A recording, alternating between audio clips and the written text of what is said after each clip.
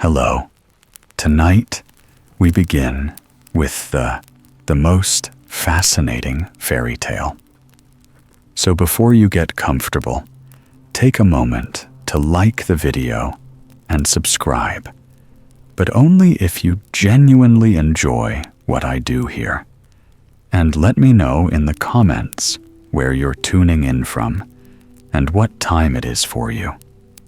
It's always fascinating to see who's joining us from around the world. Now, dim the lights. Maybe turn on a fan for that soft background hum, and let's ease into tonight's journey together. The 12 Brothers. There were once upon a time a king and a queen who lived happily together, and they had 12 children, all of whom were boys. One day, the king said to his wife, "If our 13th child is a girl, all her 12 brothers must die, so that she may be very rich, and the kingdom hers alone." Then he ordered 12 coffins to be made, and filled them with shavings, and placed a little pillow in each. These he put away in an empty room, and giving the key to his wife, he bade her tell no one of it. The queen grieved over the sad fate of her sons, and refused to be comforted. So much so that the youngest boy, who was always with her, and whom she had christened Benjamin, said to her one day, "Dear mother, why are you so sad?" "My child," she answered, "I may not tell you the reason." But he left her no peace till she went and unlocked the room and showed him the 12 coffins filled with shavings, and with the little pillow laid in each. Then she said, "My dearest Benjamin, your father has had these coffins made for you and your 11 brothers, because if I bring a girl into the world, you are all to be killed and buried in them." She wept bitterly as she spoke, but her son comforted her and said, "Don't cry, dear mother. We'll manage to escape somehow, and we'll fly for our lives." "Yes," replied his mother, "that is what you must do. Go with your 11 brothers out into the wood, and let one of you always sit on the highest tree you can find, keeping watch on the tower of the castle. If I give birth to a little son, I will wave a white flag, and then you may safely return. But if I give birth to a little daughter, I will wave a red flag, which will warn you to fly away as quickly as you can, and may the kind heaven have pity on you. Every night I will get up and pray for you. In winter, that you may always have a fire to warm yourselves by, and in summer, that you may not languish in the heat." Then she blessed her sons, and they set out into the wood. They found a very high oak tree, and there they sat, turnabout, keeping their eyes always fixed on the castle tower. On the 12th day, when the turn came to Benjamin, he noticed a flag waving in the air. But alas, it was not white, but blood red, the sign which told them they must all die. When the brothers heard this, they were very angry and said, Shall we forsooth suffer death for the sake of a wretched girl? Let us swear vengeance, and vow that wherever and whenever we shall meet one of her sex, she shall die at our hands." Then they went their way deeper into the wood, and in the middle of it, where it was thickest and darkest, they came upon a little enchanted house which stood empty. "Here," they said, "let us take up our abode, and you, Benjamin, you are the youngest and weakest. You shall stay at home and keep house for us. We others will go out and fetch food." So they went forth into the wood and shot hares and roe deer, birds and wood pigeons, and any other game they came across. They always brought their spoils home to Benjamin, who soon learnt to make them into dainty dishes. So they lived for 10 years in this little house, and the time slipped merrily away. In the meantime, their little sister at home was growing up quickly. She was kind-hearted and of a fair countenance, and she had a gold star right in the middle of her forehead.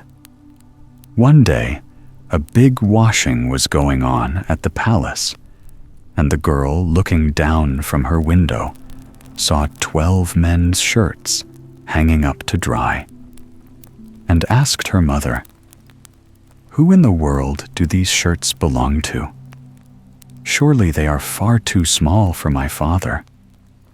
And the queen answered sadly, "Dear child, they belong to your 12 brothers." "But where are my 12 brothers?" said the girl. "I have never even heard of them." "Heaven alone knows in what part of the wide world they are wandering," replied her mother. Then she took the girl and opened the locked-up room. She showed her the 12 coffins filled with shavings, and with the little pillow laid in each. "These coffins," she said, "were intended for your brothers, but they stole secretly away before you were born." Then she proceeded to tell her all that had happened, and when she had finished, her daughter said, "Do not cry, dearest mother. I will go and seek my brothers till I find them." So she took the 12 shirts and went on straight into the middle of the big wood. She walked all day long and came in the evening to the little enchanted house. She stepped in and found a youth who, marveling at her beauty, at the royal robes she wore, and at the golden star on her forehead, asked her where she came from and whither she was going. "I am a princess," she answered, "and am seeking for my 12 brothers. I mean to wander as far as the blue sky stretches over the earth till I find them." Then she showed him the 12 shirts which she had taken with her, and Benjamin saw that it must be his sister, and said, "I am Benjamin, your youngest brother." So they wept for joy, and kissed and hugged each other again and again. After a time, Benjamin said, "Dear sister, there is still a little difficulty, for we had all agreed that any girl we met should die at our hands. because it was for the sake of a girl that we had to leave our kingdom." "But," she replied, "I will gladly die if by that means I can restore my 12 brothers to their own." "No," he answered, "there is no need for that. Only go and hide under that tub till our 11 brothers come in, and I'll soon make matters right with them." She did as she was bid, and soon the others came home from the chase and sat down to supper. "Well, Benjamin, what's the news?" they asked. But he replied, "I like that. Have you nothing to tell me?" "No," they answered. Then he said, "Well, now, you've been out in the wood all the day, and I've stayed quietly at home, and all the same, I know more than you do." "Then tell us," they cried. But he answered, "Only on condition that you promise faithfully that the first girl we meet shall not be killed." "She shall be spared," they promised. "Only tell us the news." Then Benjamin said, "Our sister is here." And he lifted up the tub, and the princess stepped forward, with her royal robes, and with the golden stir on her forehead, looking so lovely and sweet and charming that they all fell in love with her on the spot. They arranged that she should stay at home with Benjamin and help him in the housework, while the rest of the brothers went out into the wood and shot hares and roe deer, birds and wood pigeons. And Benjamin and his sister cooked their meals for them. She gathered herbs to cook the vegetables in, fetched the wood, and watched the pots on the fire. And always when her 11 brothers returned, she had their supper ready for them. Besides this, she kept the house in order, tidied all the rooms, and made herself so generally useful that her brothers were delighted, and they all lived happily together. One day, the two at home prepared a fine feast, and when they were all assembled, they sat down and ate and drank and made merry. Now there was a little garden round the enchanted house, in which grew 12 tall lilies. The girl, wishing to please her brothers, plucked the 12 flowers, meaning to present one to each of them as they sat at supper. But hardly had she plucked the flowers when her brothers were turned into 12 ravens, who flew croaking over the wood, and the house and garden vanished also, so the poor girl found herself left all alone in the wood. And as she looked round her, she noticed an old woman standing close beside her, who said, "My child, what have you done? Why didn't you leave the flowers alone? They were your 12 brothers. Now they are changed forever into ravens." The girl asked, sobbing, "Is there no means of setting them free?" "No," said the old woman. "There is only one way in the whole world, and that is so difficult that you won't free them by it. For you would have to be dumb and not laugh for 7 years. And if you spoke a single word, though but an hour were wanting to the time, your silence would all have been in vain. and that one word would slay your brothers." Then the girl said to herself, "If that is all, I am quite sure I can free my brothers." So she searched for a high tree, and when she had found one, she climbed up it and spun all day long, never laughing or speaking one word.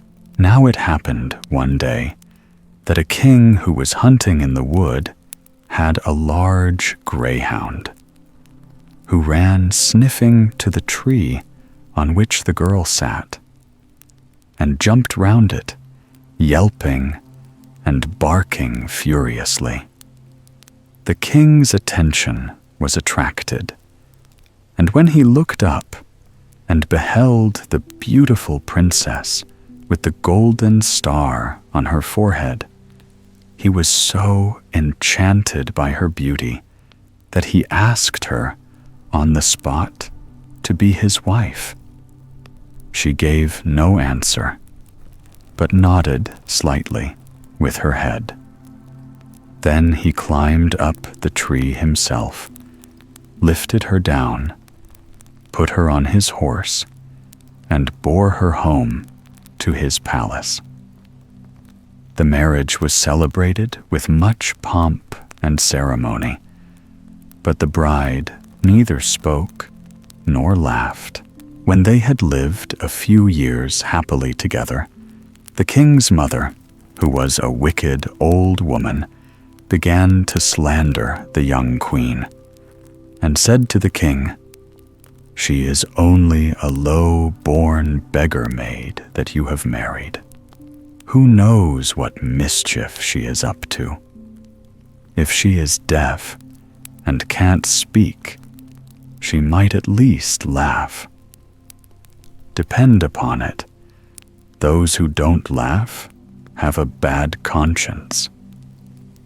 At first, the king paid no heed to her words, but the old woman harped so long on the subject and accused the young queen of so many bad things that at last he let himself be talked over and condemned his beautiful wife to death.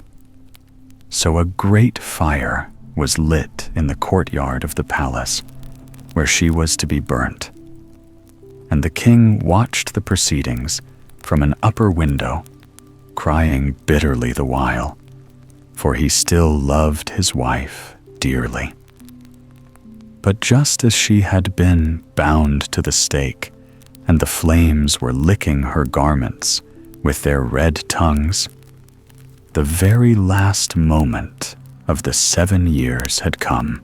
Then a sudden rushing sound was heard in the air, and 12 ravens were seen flying overhead. They swooped downwards, and as soon as they touched the ground, they turned into her 12 brothers, and she knew that she had freed them.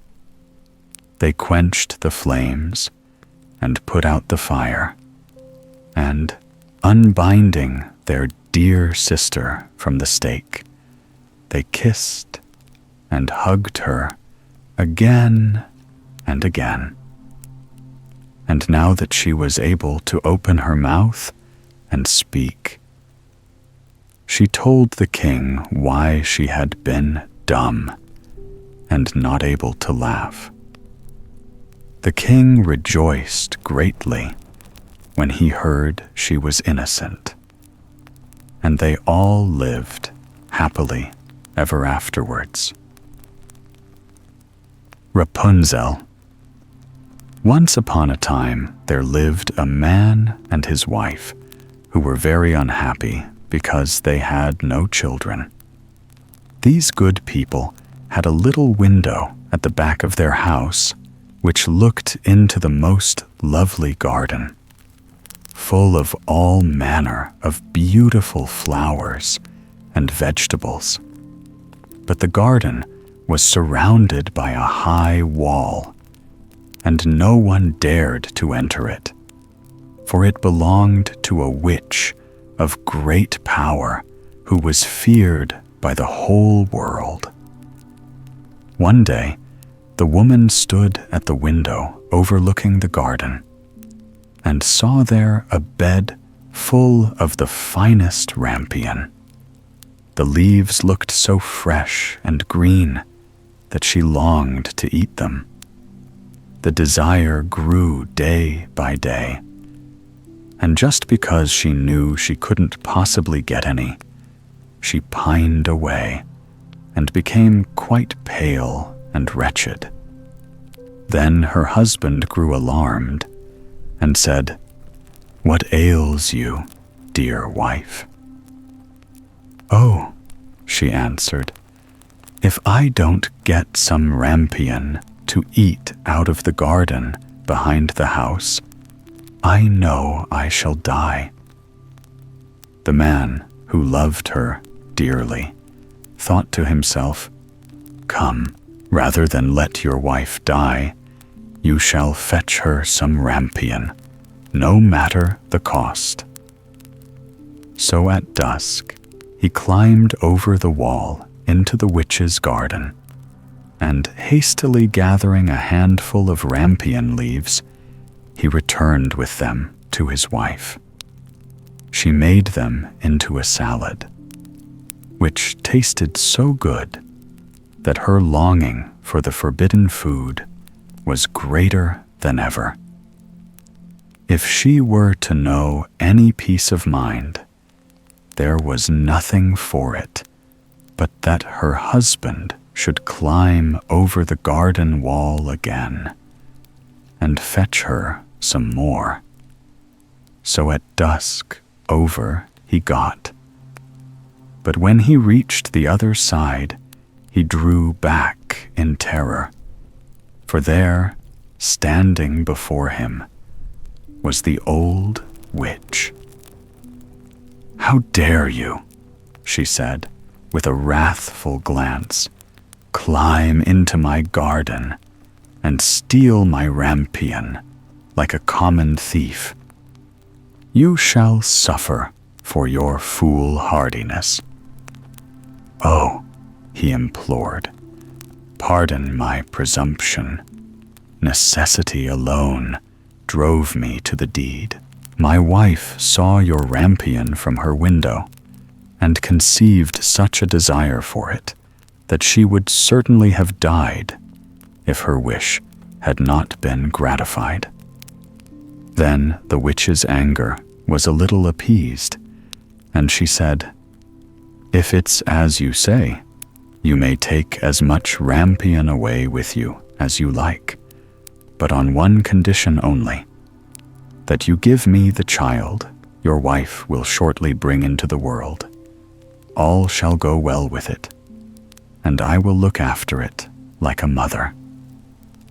The man in his terror agreed to everything she asked, and as soon as the child was born, the witch appeared, and having given it the name of Rapunzel, which is the same as rampion, she carried it off with her.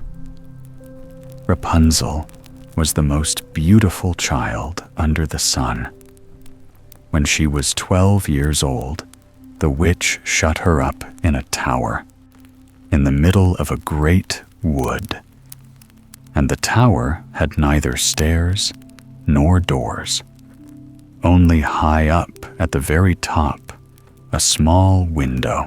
When the old witch wanted to get in, she stood underneath and called out, "Rapunzel, Rapunzel, let down your golden hair."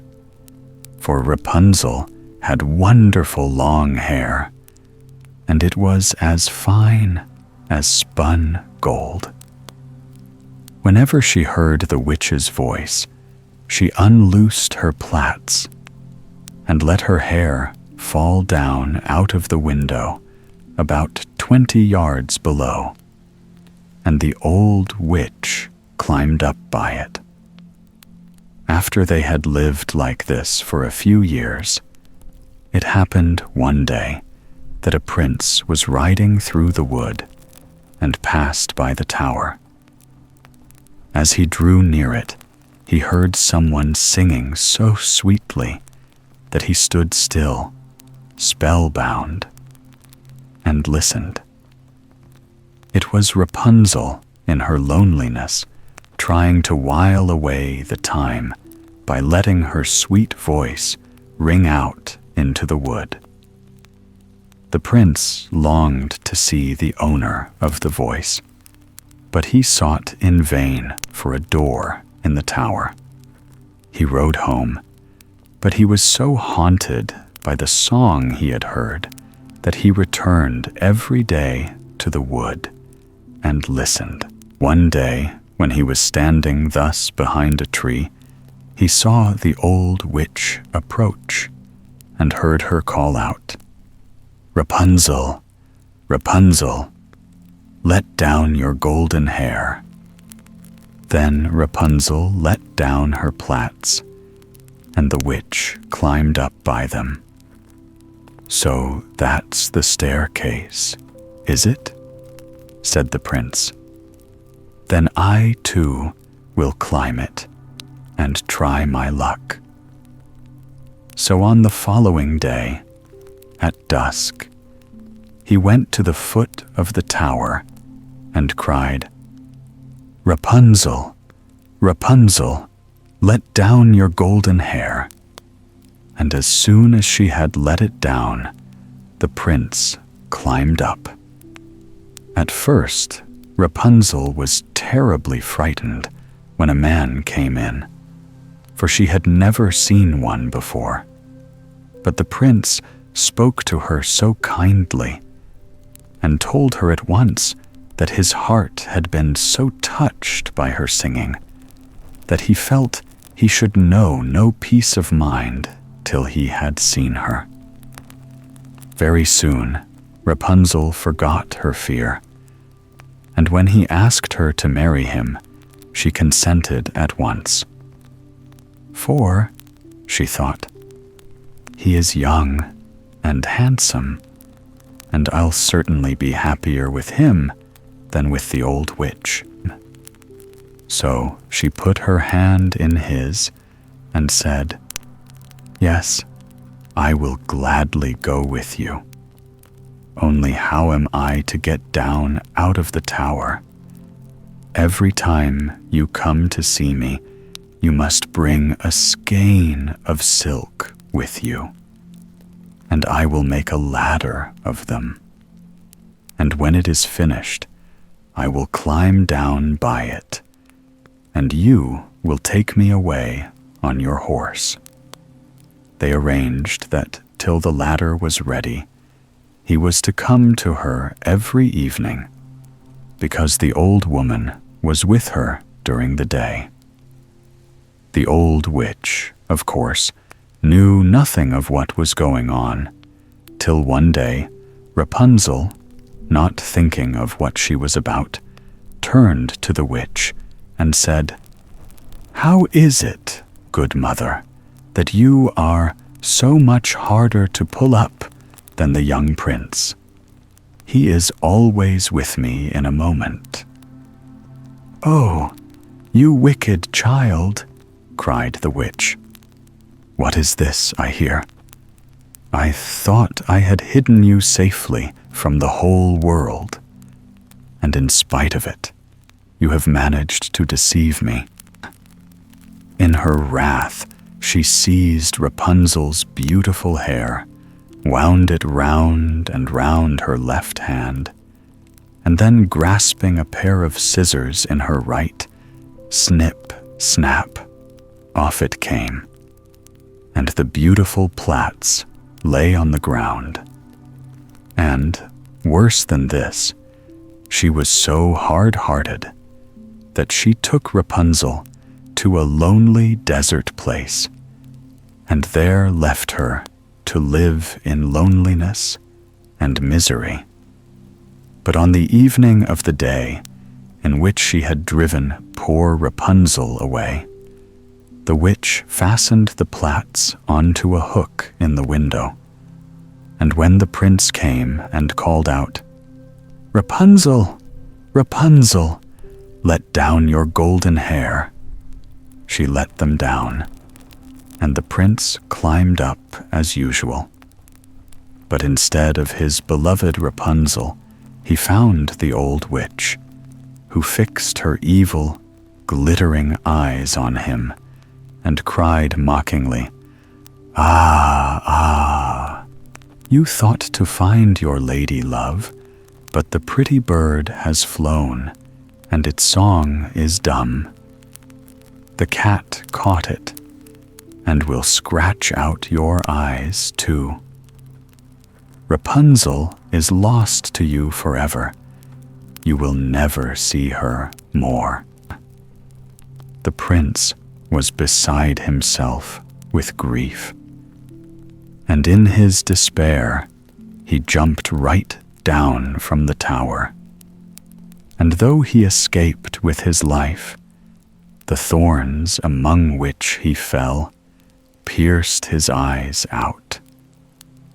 Then he wandered, blind and miserable, through the wood, eating nothing but roots and berries, and weeping and lamenting the loss of his lovely bride. So he wandered about for some years, as wretched and unhappy as he could well be, and at last he came to the desert place where Rapunzel was living. Of a sudden, he heard a voice which seemed strangely familiar to him. He walked eagerly in the direction of the sound. And when he was quite close, Rapunzel recognized him and fell on his neck and wept. But two of her tears touched his eyes, and in a moment they became quite clear again, and he saw as well as he had ever done.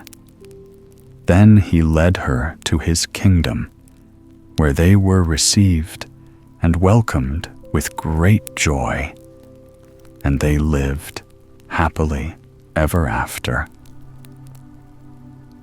The Nettle Spinner.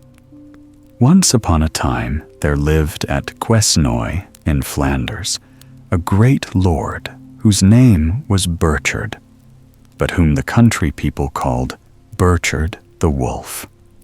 Now Burchard had such a wicked, cruel heart that it was whispered how he used to harness his peasants to the plow and force them by blows from his whip to till his land with naked feet. His wife, on the other hand, was always tender and pitiful to the poor and miserable. Every time that she heard of another misdeed of her husband's, she secretly went to repair the evil, which caused her name to be blessed throughout the whole countryside. This countess was adored as much as the count was hated. One day, when he was out hunting, the count passed through a forest, and at the door of a lonely cottage, he saw a beautiful girl spinning hemp. "What is your name?" he asked her. "Renelde, my lord." "You must get tired of staying in such a lonely place." "I am accustomed to it, my lord, and I never get tired of it." So, "That may be so, but come to the castle, and I will make you lady's maid to the countess." "I cannot do that, my lord. I have to look after my grandmother, who is very helpless." "Come to the castle, I tell you. I shall expect you this evening." And he went on his way. But Renelde, who was betrothed to a young woodcutter called Gilbert, had no intention of obeying the count, and she had, besides, to take care of her grandmother. 3 days later, the Count again passed by. "Why didn't you come?" he asked the pretty spinner. "I told you, my lord, that I have to look after my grandmother. Come tomorrow, and I will make you lady-in-waiting to the Countess." And he went on his way. This offer produced no more effect than the other, and Renelde did not go to the castle. "If you will only come," said the Count to her when next he rode by, "I will send away the Countess, and will marry you." But 2 years before, when Renelde's mother was dying of a long illness, the Countess had not forgotten them, but had given help when they sorely needed it. So even if the Count had really wished to marry Renelde, she would always have refused. Some weeks passed before Burchard appeared again. Renelde hoped she had got rid of him, when one day he stopped at the door, his duck gun under his arm and his game bag on his shoulder. This time Renelde was spinning not hemp, but flax. "What are you spinning?" he asked in a rough voice.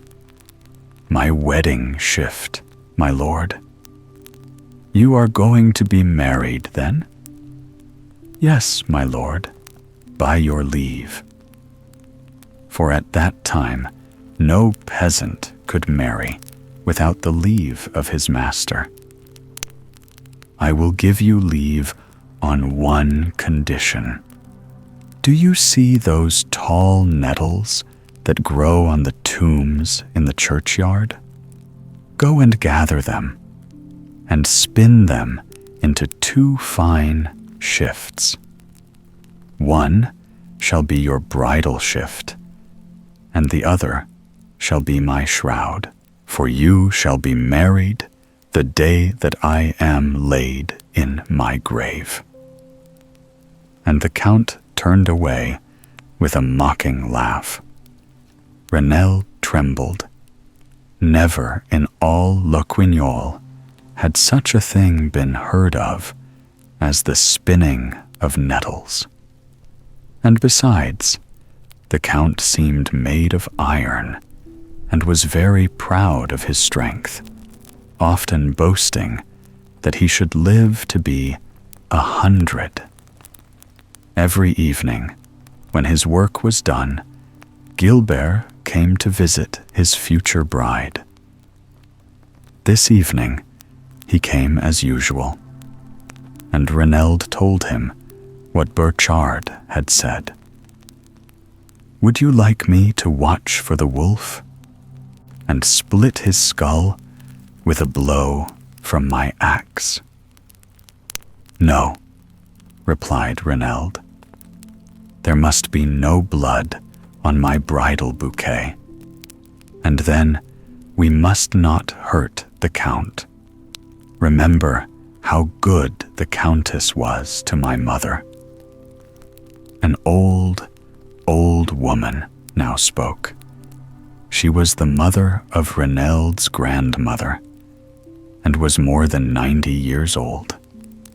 All day long she sat in her chair, nodding her head and never saying a word. "My children," she said, "all the years that I have lived in the world, I have never heard of a shift spun from nettles. But what God commands, man can do. Why should not Renelde try it?" Renelde did try, and to her great surprise, the nettles, when crushed and prepared, gave a good thread, soft and light and firm. Very soon, she had spun the first shift, which was for her own wedding. She wove and cut it out at once, hoping that the Count would not force her to begin the other. Just as she had finished sewing it, Burchard the wolf passed by. "Well," said he, "how are the shifts getting on?" "Here, my lord, is my wedding garment," answered Reneld, showing him the shift, which was the finest and whitest ever seen. The Count grew pale, but he replied roughly, "Very good. Now begin the other." The spinner set to work. As the Count returned to the castle, a cold shiver passed over him, and he felt, as the saying is, that someone was walking over his grave. He tried to eat his supper, but could not.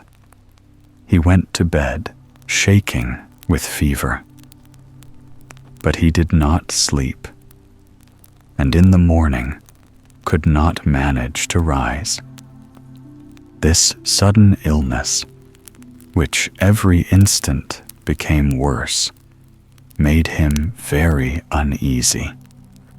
No doubt Reneld's spinning wheel knew all about it. Was it not necessary that his body, as well as his shroud, should be ready for the burial? The first thing Burchard did was to send to Renelde and to stop her wheel. Reneld obeyed, and that evening Gilbert asked her, "Has the Count given his consent to our marriage?" "No," said Reneld. "Continue your work, sweetheart. It is the only way of gaining it. You know he told you so himself." The following morning, as soon as she had put the house in order, the girl sat down to spin. 2 hours after there arrived some soldiers, and when they saw her spinning, they seized her, tied her arms and legs, and carried her to the bank of the river, which was swollen by the late rains. When they reached the bank, they flung her in and watched her sink, after which they left her. But Reneld rose to the surface, and though she could not swim, she struggled to land. Directly she got home, she sat down and began to spin. Again came the 2 soldiers to the cottage and seized the girl, carried her to the riverbank, tied a stone to her neck, and flung her into the water. The moment their backs were turned, the stone untied itself. Reneld waded the ford, returned to the hut, and sat down to spin. This time, the Count resolved to go to Loquignol himself. But as he was very weak and unable to walk, he had himself borne in a litter. And still the spinner spun. When he saw her, he fired a shot at her, as he would have fired at a wild beast. The bullet rebounded without harming the spinner, who still spun on. Burchard fell into such a violent rage that it nearly killed him. He broke the wheel into 1,000 pieces, and then fell fainting on the ground. He was carried back to the castle, unconscious. The next day, the wheel was mended, and the spinner sat down to spin. Feeling that while she was spinning he was dying, the Count ordered that her hands should be tied, and that they should not lose sight of her for 1 instant. But the guards fell asleep. the bonds loosed themselves, and the spinner spun on. Burchard had every nettle rooted up for 3 leagues round. Scarcely had they been torn from the soil when they sowed themselves afresh, and grew as you were looking at them. They sprung up even in the well-trodden floor of the cottage, and as fast as they were uprooted, the distaff gathered to itself a supply of nettles, crushed, prepared, and ready for spinning. And every day, Burchard grew worse, and watched his end approaching. Moved by pity for her husband, the Countess at last found out the cause of his illness, and entreated him to allow himself to be cured. But the Count, in his pride, refused more than ever to give his consent to the marriage. So the lady resolved to go without his knowledge to pray for mercy from the spinner. And in the name of Reneld's dead mother, she besought her to spin no more. Reneld gave her promise, but in the evening, Gilbert arrived at the cottage. Seeing that the cloth was no farther advanced than it was the evening before, he inquired the reason. Reneld confessed that the Countess had prayed her not to let her husband die. Will he consent to our marriage? No. Let him die then. But what will the Countess say? The Countess will understand that it is not your fault. The Count alone is guilty of his own death. Let us wait a little. Perhaps his heart may be softened. So they waited for 1 month, for 2, for a year. The spinner spun no more.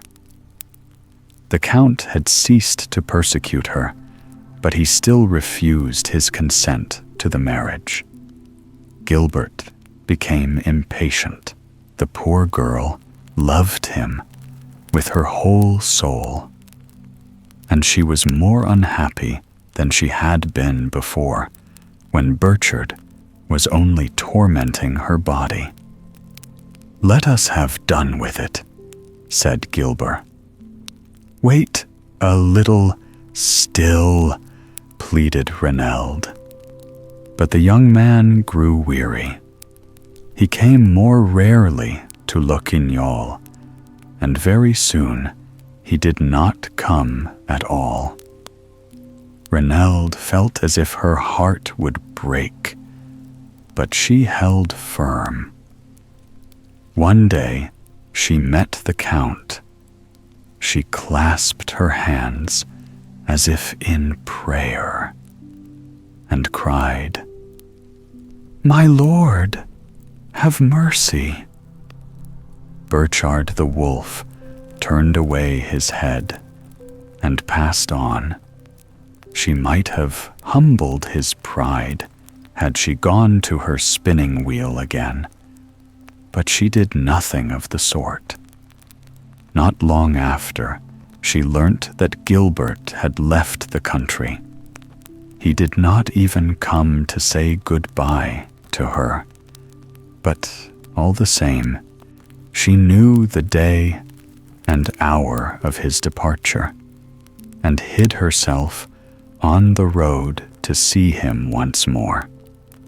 When she came in, she put her silent wheel into a corner and cried for 3 days and 3 nights. So another year went by. Then the Count fell ill, and the Countess supposed that Reneld, weary of waiting, had begun her spinning anew. But when she came to the cottage to see, she found the wheel silent.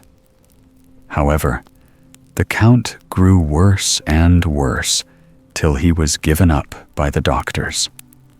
The passing bell was rung, and he lay expecting death to come for him. But death was not so near as the doctors thought, and still he lingered. He seemed in a desperate condition, but he got neither better nor worse. He could neither live nor die. He suffered horribly and called loudly on death to put an end to his pains. In this extremity, he remembered what he had told the little spinner long ago. If death was so slow in coming, it was because he was not ready to follow him, having no shroud for his burial. He sent to fetch Renelde, placed her by his bedside, and ordered her at once to go on spinning his shroud. Hardly had the spinner begun to work when the Count began to feel his pains grow less. Then at last his heart melted. He was sorry for all the evil he had done out of pride, and implored Renelde to forgive him. So Renelde forgave him, and went on spinning night and day. When the thread of the nettles was spun, she wove it with her shuttle, and then cut the shroud and began to sew it. And as before, when she sewed, the Count felt his pains grow less, and the life sinking within him.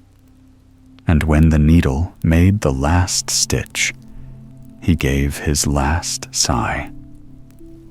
At the same hour, Gilbert returned to the country, and, as he had never ceased to love Renelde, he married her 8 days later. He had lost 2 years of happiness, but comforted himself with thinking that his wife was a clever spinner, and, what was much more rare, a brave and good woman. Farmer Weatherbeard. There was once upon a time a man and a woman who had an only son, and he was called Jack. The woman thought that it was his duty to go out to service, and told her husband that he was to take him somewhere. "You must get him such a good place that he will become master of all masters," she said. And then she put some food and a roll of tobacco into a bag for them. Well, they went to a great many masters, but all said that they could make the lad as good as they were themselves. But better than that, they could not make him. When the man came home to the old woman with this answer, she said, "I shall be equally well pleased, whatever you do with him. But this I do say, that you are to have him made a master over all masters." Then she once more put some food and a roll of tobacco into the bag, and the man and his son had to set out again. When they had walked some distance, they got upon the ice, and there they met a man in a carriage who was driving a black horse. "Where are you going?" he said. "I have to go and get my son apprenticed to someone who will be able to teach him a trade. For my old woman comes of such well-to-do folk that she insists on his being taught to be master of all masters," said the man. "We are not ill met, then," said the man who was driving, "for I am the kind of man who can do that, and I am just looking out for such an apprentice. Get up behind with you," he said to the boy. And off the horse went with them straight up into the air. "No, no, wait a little," screamed the father of the boy. "I ought to know what your name is and where you live." "Oh, I am at home, both in the north and the south and the east and the west, and I am called Farmer Weatherbeard," said the master. "You may come here again in a year's time, and then I will tell you if the lad suits me." And then they set off again and were gone. When the man got home, the old woman inquired what had become of the son. "Ah, heaven only knows what has become of him," said the man. "They went up aloft." And then he told her what had happened. But when the woman heard that, and found that the man did not at all know either when their son would be out of his apprenticeship or where he had gone, she packed him off again to find out, and gave him a bag of food and a roll of tobacco to take away with him. When he had walked for some time, he came to a great wood, and it stretched before him all day long as he went on. And when night began to fall, he saw a great light, and went towards it. After a long, long time, he came to a small hut at the foot of a rock, outside which an old woman was standing, drawing water up from a well with her nose. It was so long. "Good evening, mother," said the man. "Good evening to you too," said the old woman.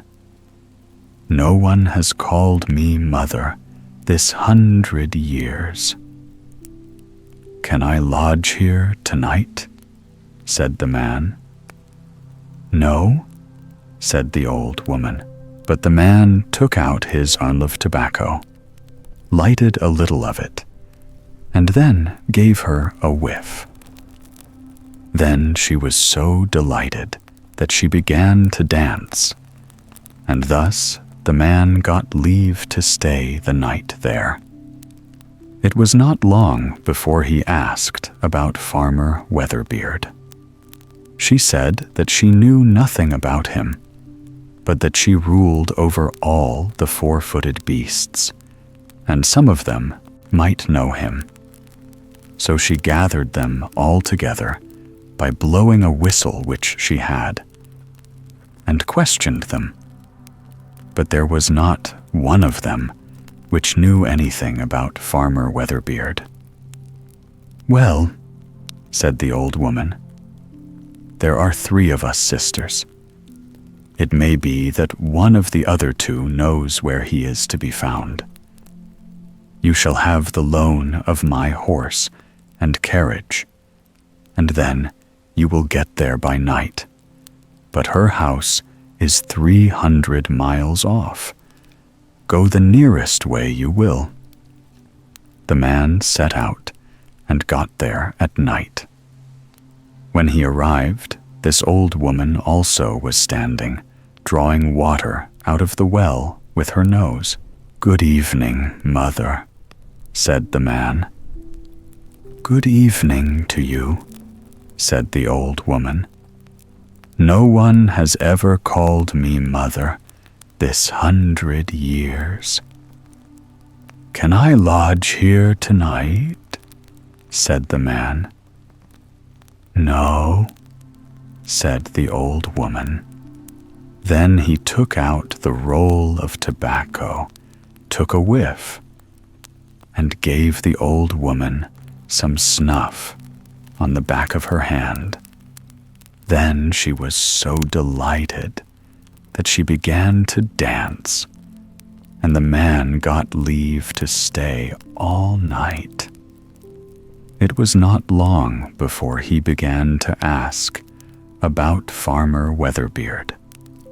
She knew nothing about him, but she ruled over all the fishes, she said, and perhaps some of them might know something. So she gathered them all together by blowing a whistle which she had, and questioned them, but there was not one of them which knew anything about Farmer Weatherbeard. "Well," said the old woman, "I have another sister. Perhaps she may know something about him. She lives 600 miles off, but you shall have my horse and carriage, and then you will get there by nightfall." So the man set off, and he got there by nightfall. The old woman was standing raking the fire, and she was doing it with her nose, so long it was. "Good evening, mother," said the man. "Good evening to you," said the old woman. "No one has called me mother this 100 years. Can I lodge here tonight?" said the man. "No," said the old woman. But the man pulled out his roll of tobacco again and filled his pipe with some of it, and gave the old woman enough snuff to cover the back of her hand. Then she was so delighted that she began to dance, and the man got leave to stay in her house. It was not long before he asked about Farmer Weatherbeard. She knew nothing at all about him, she said, but she governed all the birds, and she gathered them together with her whistle. When she questioned them all, the eagle was not there, but it came soon afterwards, and when asked, it said that it had just come from Farmer Weatherbeard's. Then the old woman said that it was to guide the man to him.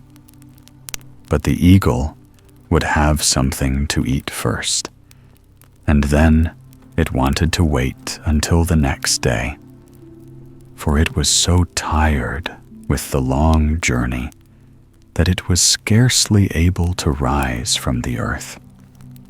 When the eagle had had plenty of food and rest, the old woman plucked a feather out of its tail and set the man in the feather's place, and then the bird flew away with him. But they did not get to Farmer Weatherbeard's before midnight.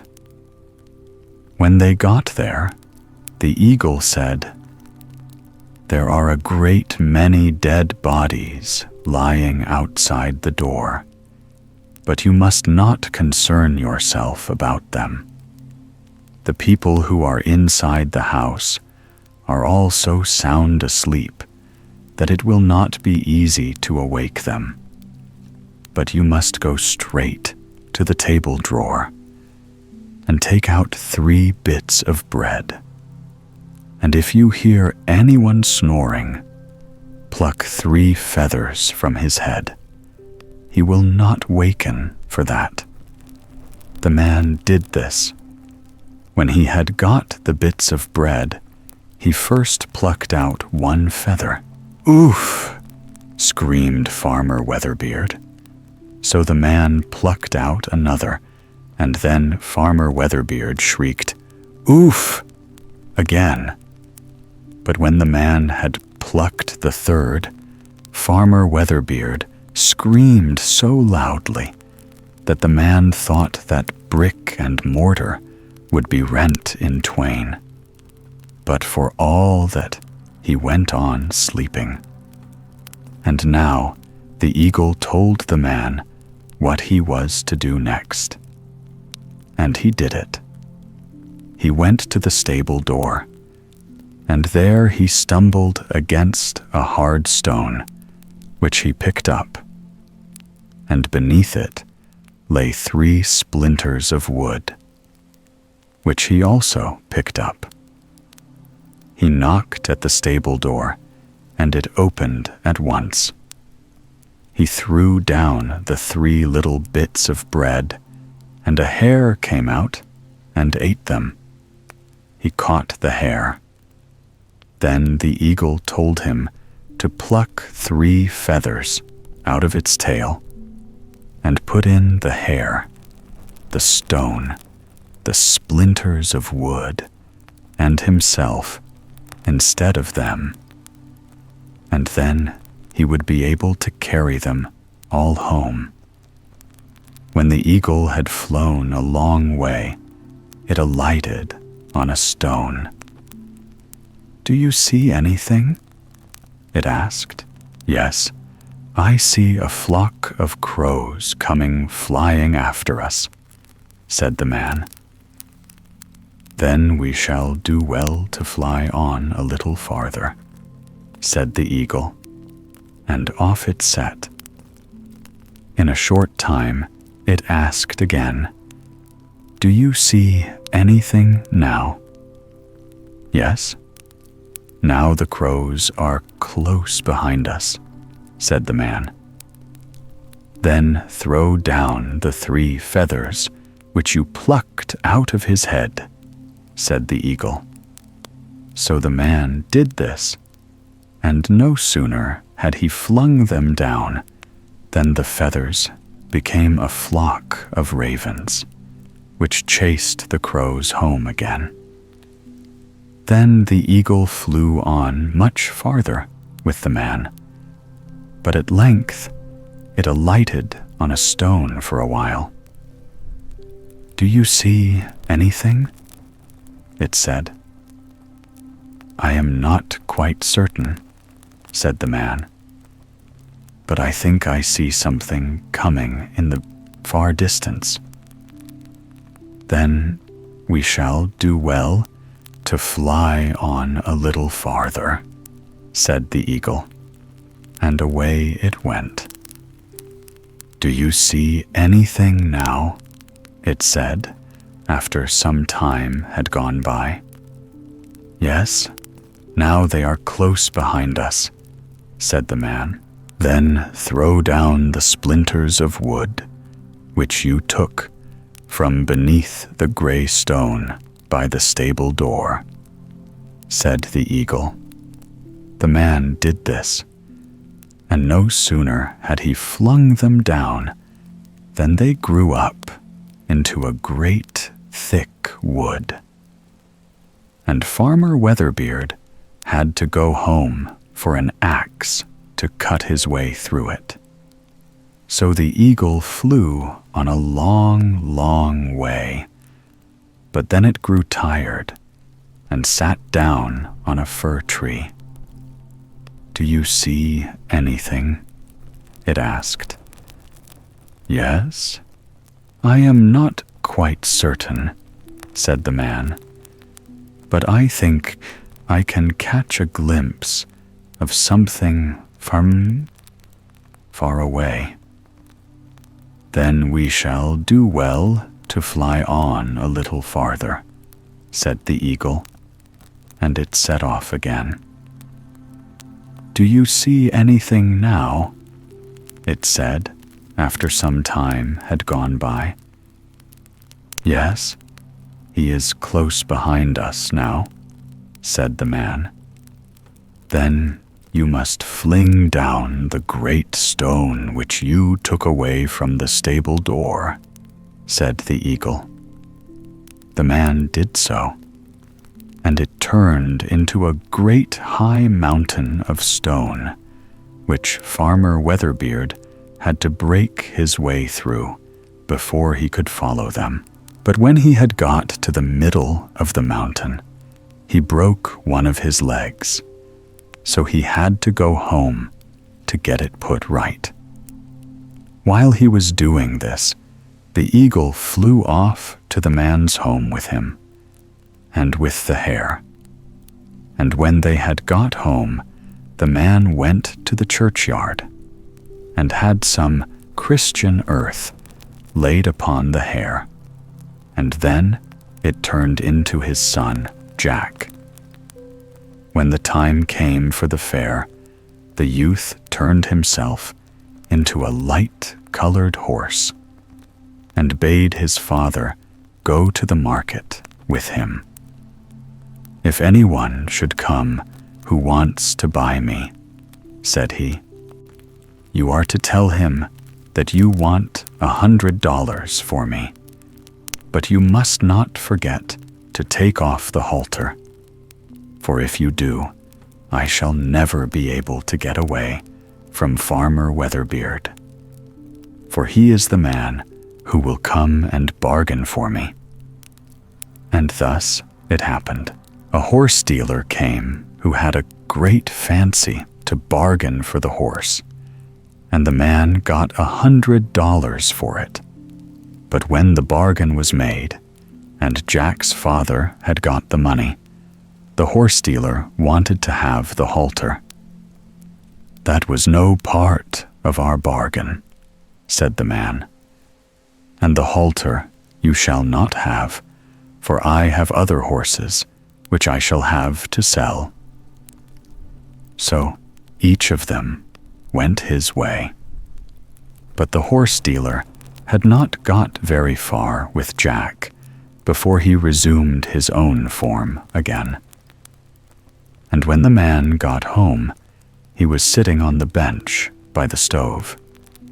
The next day, he changed himself into a brown horse, and told his father that he was to set off to market with him. "If a man should come who wants to buy me," said Jack, "you are to tell him that you want $200. For that he will give, and treat you besides. But whatsoever you drink, and whatsoever you do, don't forget to take the halter off me, or you will never see me more." And thus it happened. The man got his $200 for the horse, and was treated as well. And when they parted from each other, it was just as much as he could do to remember to take off the halter. But the buyer had not got far on his way before the youth took his own form again. And when the man reached home, Jack was already sitting on the bench by the stove. On the third day, all happened in the same way. The youth changed himself into a great black horse, and told his father that if a man came and offered him $300, and treated him well and handsomely into the bargain, he was to sell him. But whatsoever he did, or how much soever he drank, he must not forget to take off the halter, or else he himself would never get away from Farmer Weatherbeard as long as he lived. "No," said the man, "I will not forget."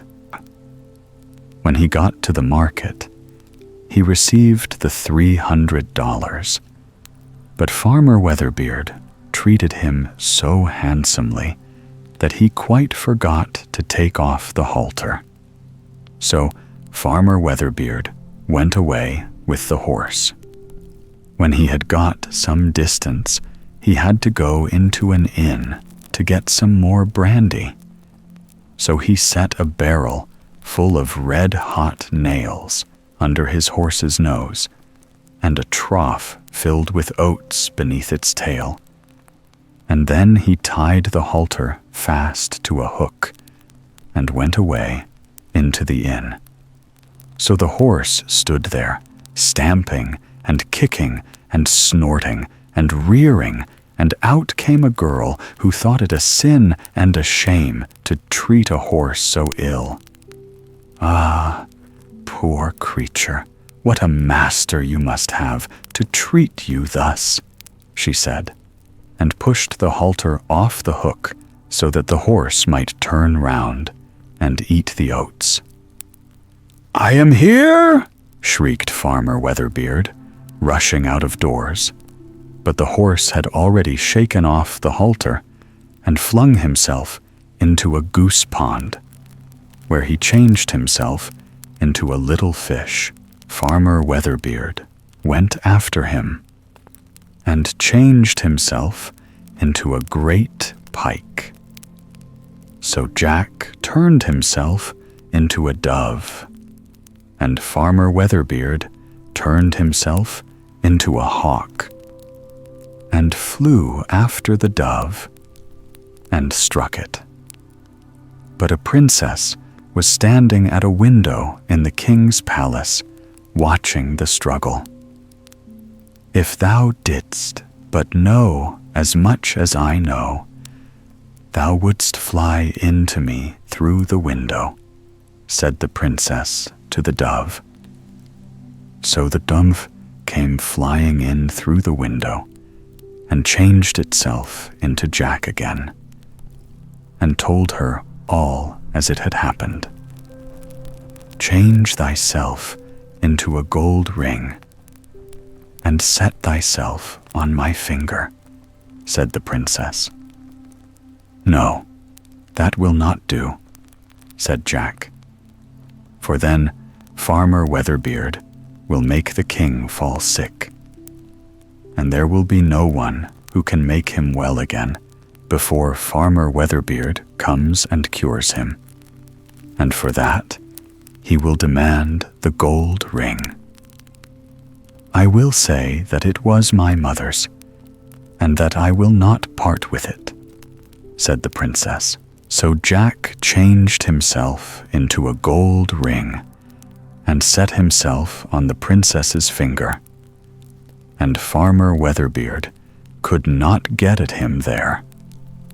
But then all that the youth had foretold came to pass.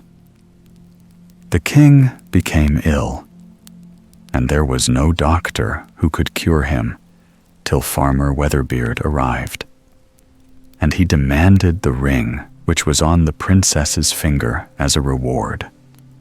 So the king sent a messenger to the princess for the ring.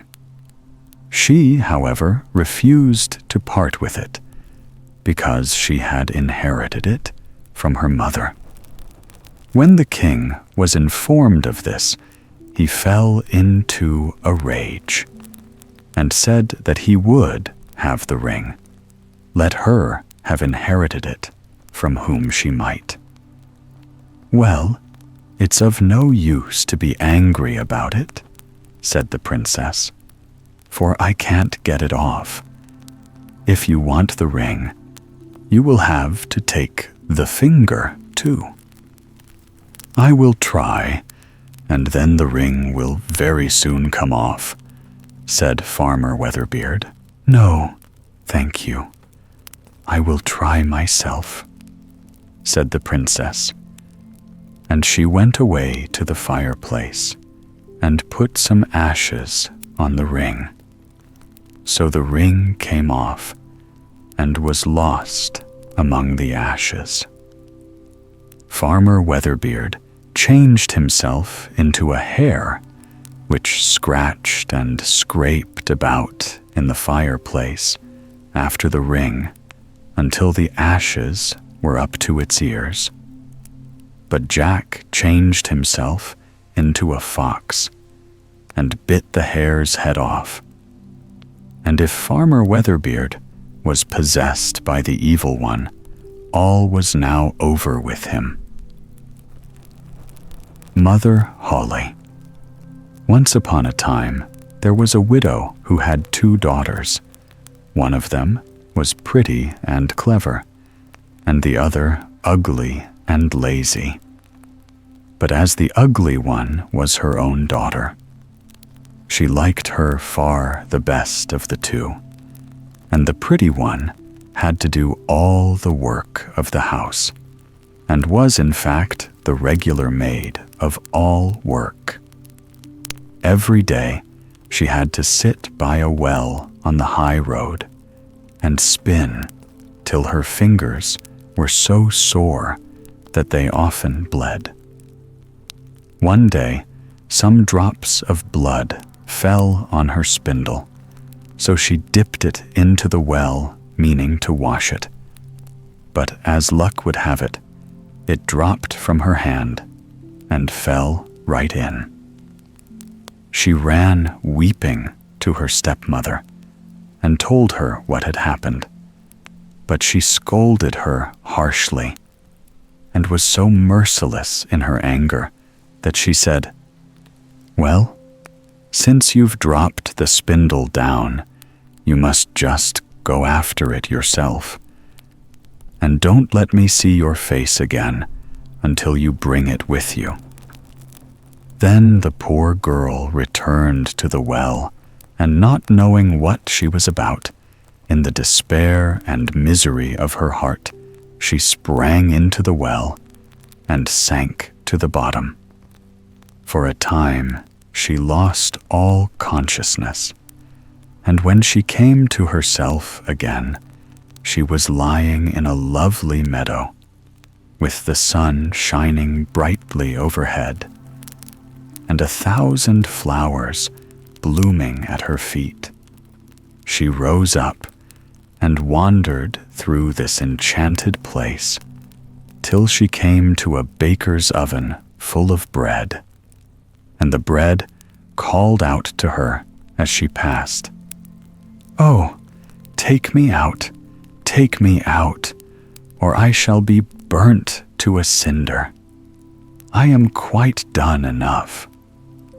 So she stepped up quickly to the oven and took out all the loaves, one after the other.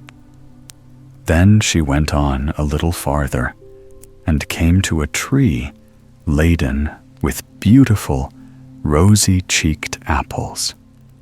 And as she passed by, it called out, "Oh, shake me, my apples are all quite ripe." She did as she was asked, and shook the tree till the apples fell like rain, and none were left hanging. When she had gathered them all up into a heap, she went on her way again, and came at length to a little house, at the door of which sat an old woman. The old dame had such large teeth that the girl felt frightened and wanted to run away. But the old woman called after her, "What are you afraid of, dear child? Stay with me and be my little maid. And if you do your work well, I will reward you handsomely. But you must be very careful how you make my bed. You must shake it well till the feathers fly. Then people in the world below say it snows, for I am Mother Holle." She spoke so kindly that the girl took heart and agreed readily to enter her service. She did her best to please the old woman, and shook her bed with such a will that the feathers flew about like snowflakes. So she led a very easy life, was never scolded, and lived on the fat of the land. But after she had been some time with Mother Holle, she grew sad and depressed. And at first she hardly knew herself what was the matter. At last she discovered that she was homesick. So she went to Mother Holle and said, "I know I am 1,000 times better off here than I ever was in my life before.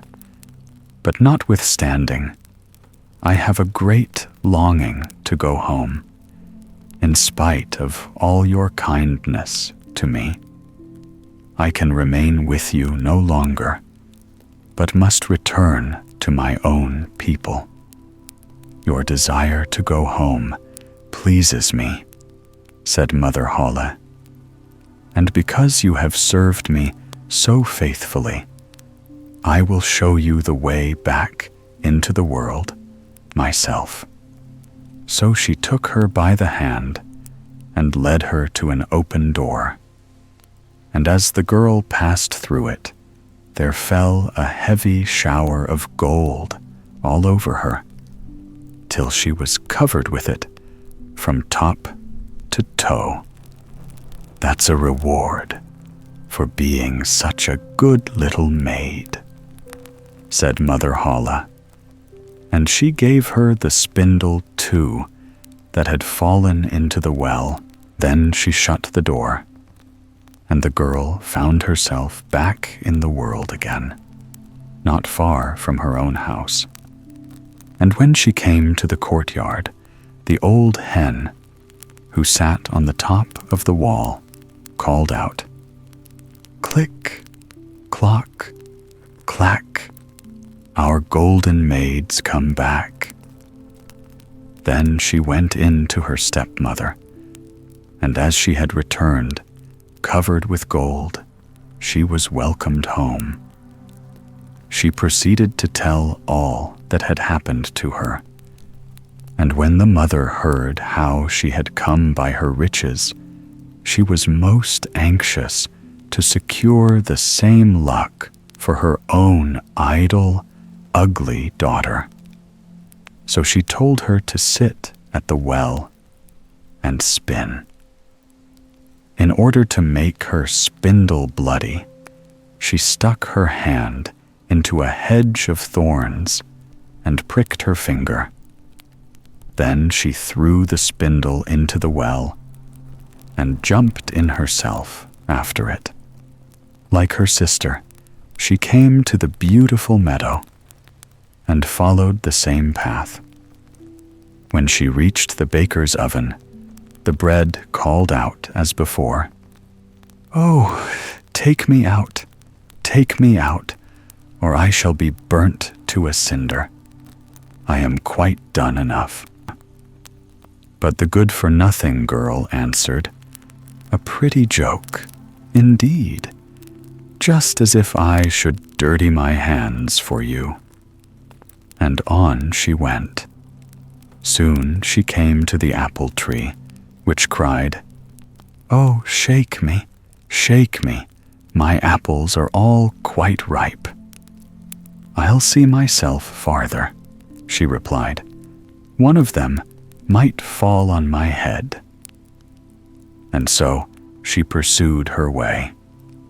When she came to Mother Holle's house, she wasn't the least afraid, for she had been warned about her big teeth, and she readily agreed to become her maid.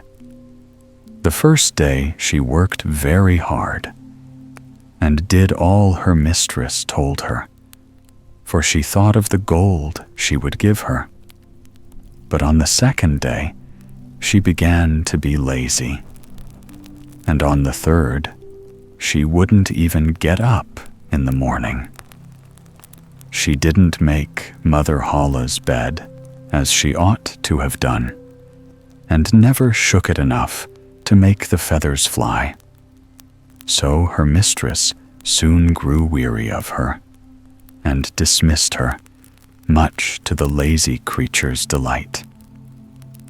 "For now," she thought, "the shower of golden rain will come." Mother Holle led her to the same door as she had done her sister, but when she passed through it, instead of the gold rain, a kettle full of pitch came showering over her. "That's a reward for your service," said Mother Holle, and she closed the door behind her.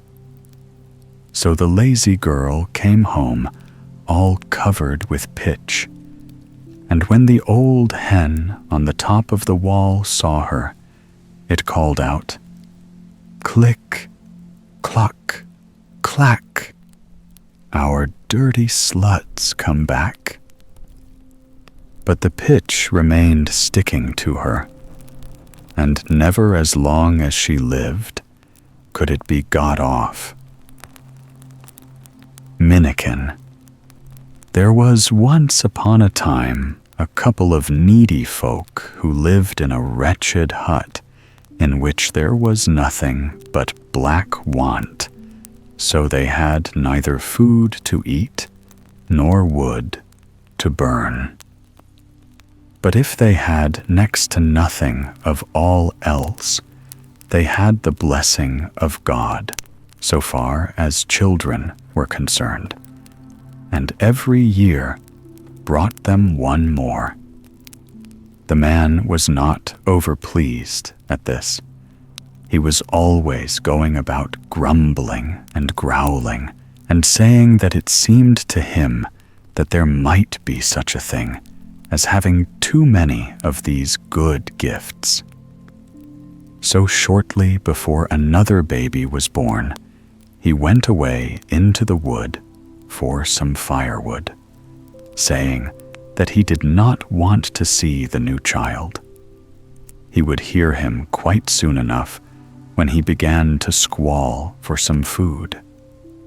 As soon as this baby was born, it began to look about the room.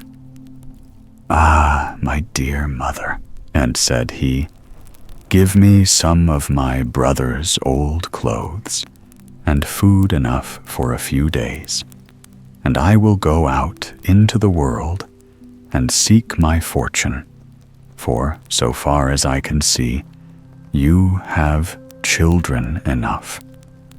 "Heaven help thee, my son," said the mother. "That will never do. Thou art still far too little." But the little creature was determined to do it, and begged and prayed so long that the mother was forced to let him have some old rags and tie up a little food for him. And then, gaily and happily, he went out into the world. But almost before he was out of the house, another boy was born, and he too looked about him and said, "Ah, my dear mother, give me some of my brother's old clothes and food for some days, and then I will go out into the world and find my twin brother, for you have children enough." "Heaven help thee, little creature, thou art far too little for that," said the woman. "It would never do." But she spoke to no purpose, for the boy begged and prayed until he had got some old rags and a bundle of provisions, and then he set out manfully into the world to find his twin brother. When the younger had walked for some time, he caught sight of his brother a short distance in front of him, and called to him and bade him to stop. "Wait a minute," he said. "You are walking as if for a wager, but you ought to have stayed to see your younger brother before you hurried off into the world." So the elder stood still and looked back, and when the younger had got up to him and had told him that he was his brother, he said, "But now let us sit down and see what kind of food our mother has given us." And that they did. When they had walked on a little farther, they came to a brook which ran through a green meadow. And there the younger said that they ought to christen each other. As we had to make such haste, and had no time to do it at home, we may as well do it here, said he. What will you be called? Asked the elder. I will be called Minnikin, answered the second. And you, what will you be called? I will be called King Pippin, answered the elder. They christened each other, and then went onwards. When they had walked for some time, they came to a crossway, and there they agreed to part, and each take his own road. This they did, but no sooner had they walked a short distance than they met again. So they parted once more, and each took his own road. But in a very short time, the same thing happened again. They met each other before they were at all aware, and so it happened the third time also. Then they arranged with each other that each should choose his own quarter, and one should go east, and the other west. But if ever you fall into any need or trouble, said the elder, call me thrice, and I will come and help you. Only you must not call me until you are in the utmost need. In that case, we shall not see each other for some time, said Minnikin. So they bade farewell to each other, and Minnikin went east, and King Pippin went west.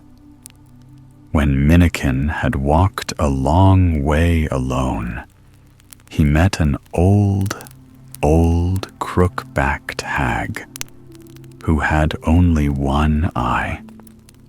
Minnikin stole it. Oh, oh, cried the old hag, what has become of my eye? What will you give me to get your eye back? Said Minnikin. I will give thee a sword, which is such a sword that it can conquer a whole army. Let it be ever so great, replied the woman. Let me have it, then, said Minnikin. The old hag gave him the sword, so she got her eye back. Then Minnikin went onwards, and when he had wandered on for some time, he again met an old crook-backed hag, who had only one eye. Minnikin stole it before she was aware. Oh, oh, what has become of my eye? Cried the old hag. What will you give me to get your eye back? Said Minnikin. I will give thee a ship which can sail over fresh water and salt water, over high hills and deep dales, answered the old woman. Let me have it then, said Minnikin. So the old woman gave him a little bit of a ship, which was no bigger than he could put in his pocket. And then she got her eye back, and she went her way, and Minnikin his.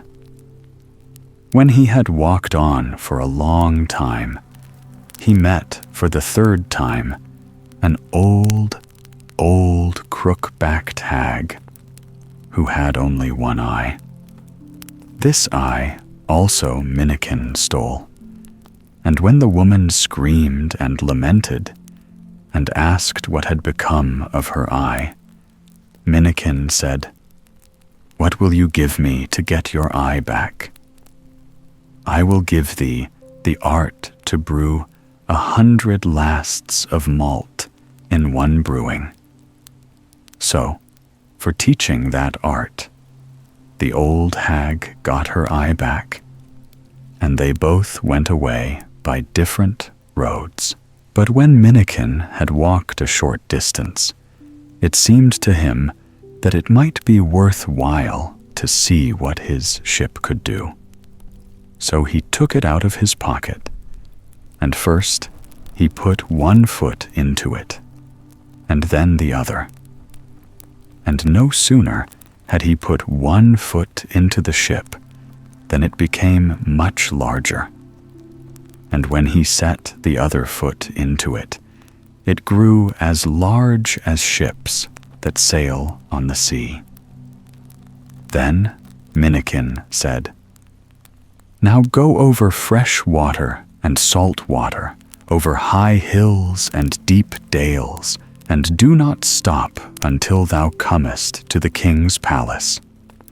And in an instant the ship went away as swiftly as any bird in the air, till it got just below the king's palace, and there it stood still. From the windows of the king's palace, many persons had seen Minnikin come sailing thither, and had stood to watch him. And they were all so astounded that they ran down to see what manner of man this could be, who came sailing in a ship through the air. But while they were running down from the king's palace, Minnikin had got out of the ship and had put it in his pocket again. For the moment he got out of it, it once more became as small as it had been when he got it from the old woman. And those who came from the king's palace could see nothing but a ragged little boy who was standing down by the seashore. The king asked where he had come from, but the boy said he did not know, nor yet could he tell them how he had got there. But he begged very earnestly and prettily for a place in the king's palace.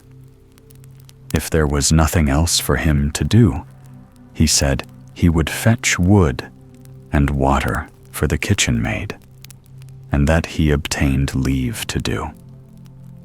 When Minnikin went up to the king's palace, he saw that everything there was hung with black, both outside and inside, from the bottom to the top. So he asked the kitchen maid what that meant. "Oh, I will tell you that," answered the kitchen maid.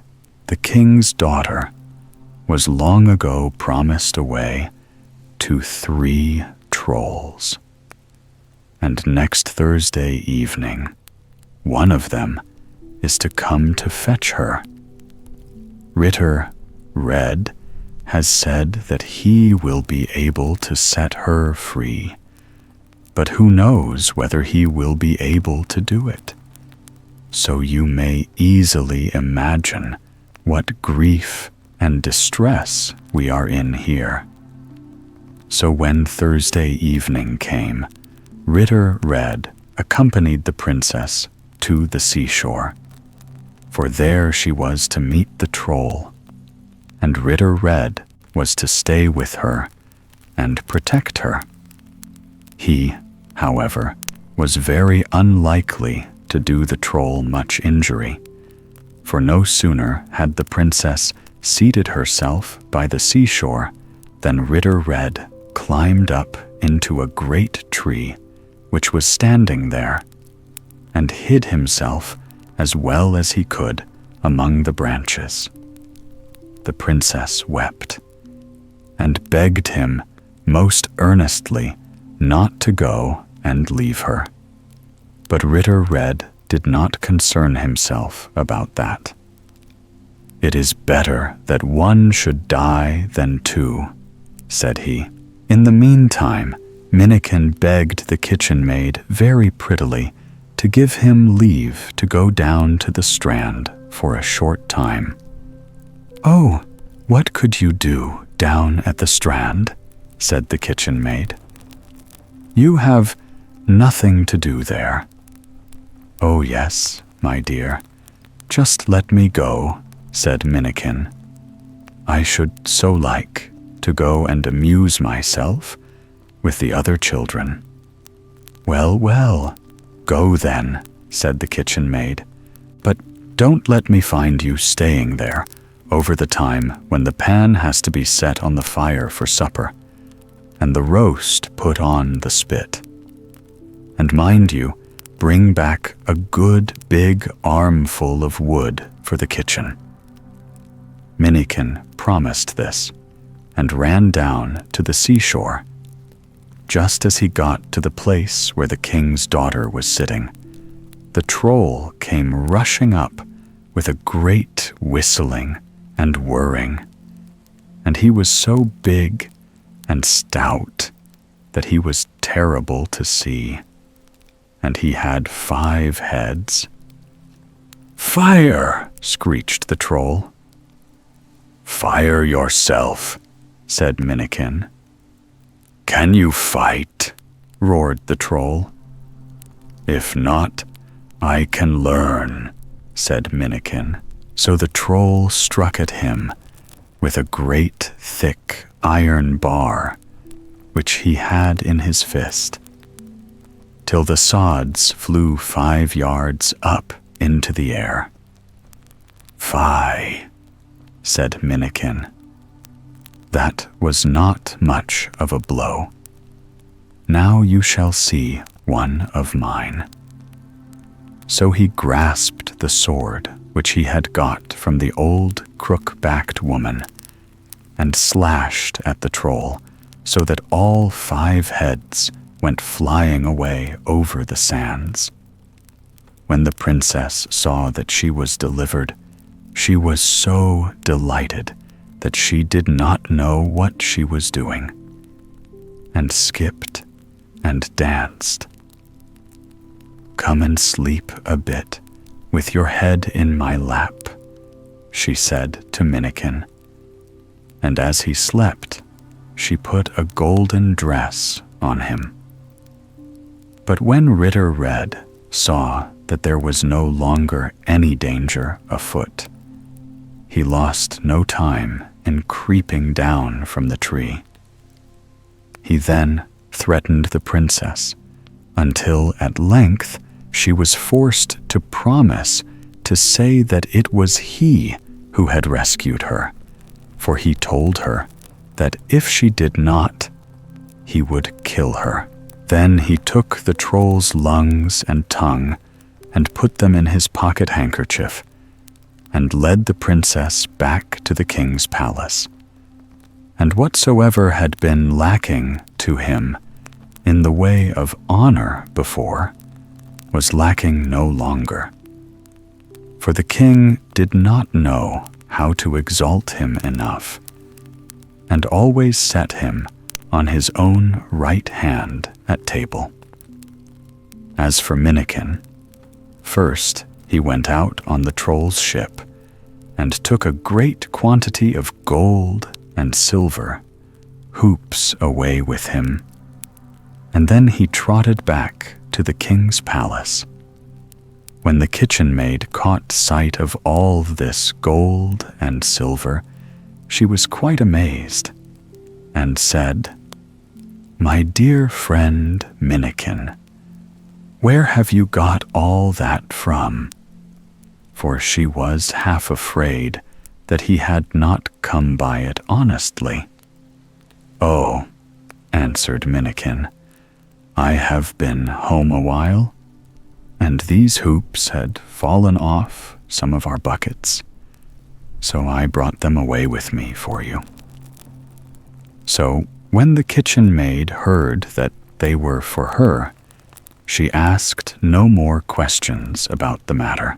She thanked Minnikin, and everything was right again at once. Next Thursday evening, all went just the same, and everyone was full of grief and affliction. But Ritter Red said that he had been able to deliver the king's daughter from one troll, so that he could very easily deliver her from another, and he led her down to the seashore. But he did not do much harm to this troll either, for when the time came when the troll might be expected, he said, as he had said before, "It is better that one should die than two," and then climbed up into the tree again. Minnikin once more begged the cook's leave to go down to the seashore for a short time. "Oh, what can you do there?" said the cook. "My dear, do let me go," said Minnikin.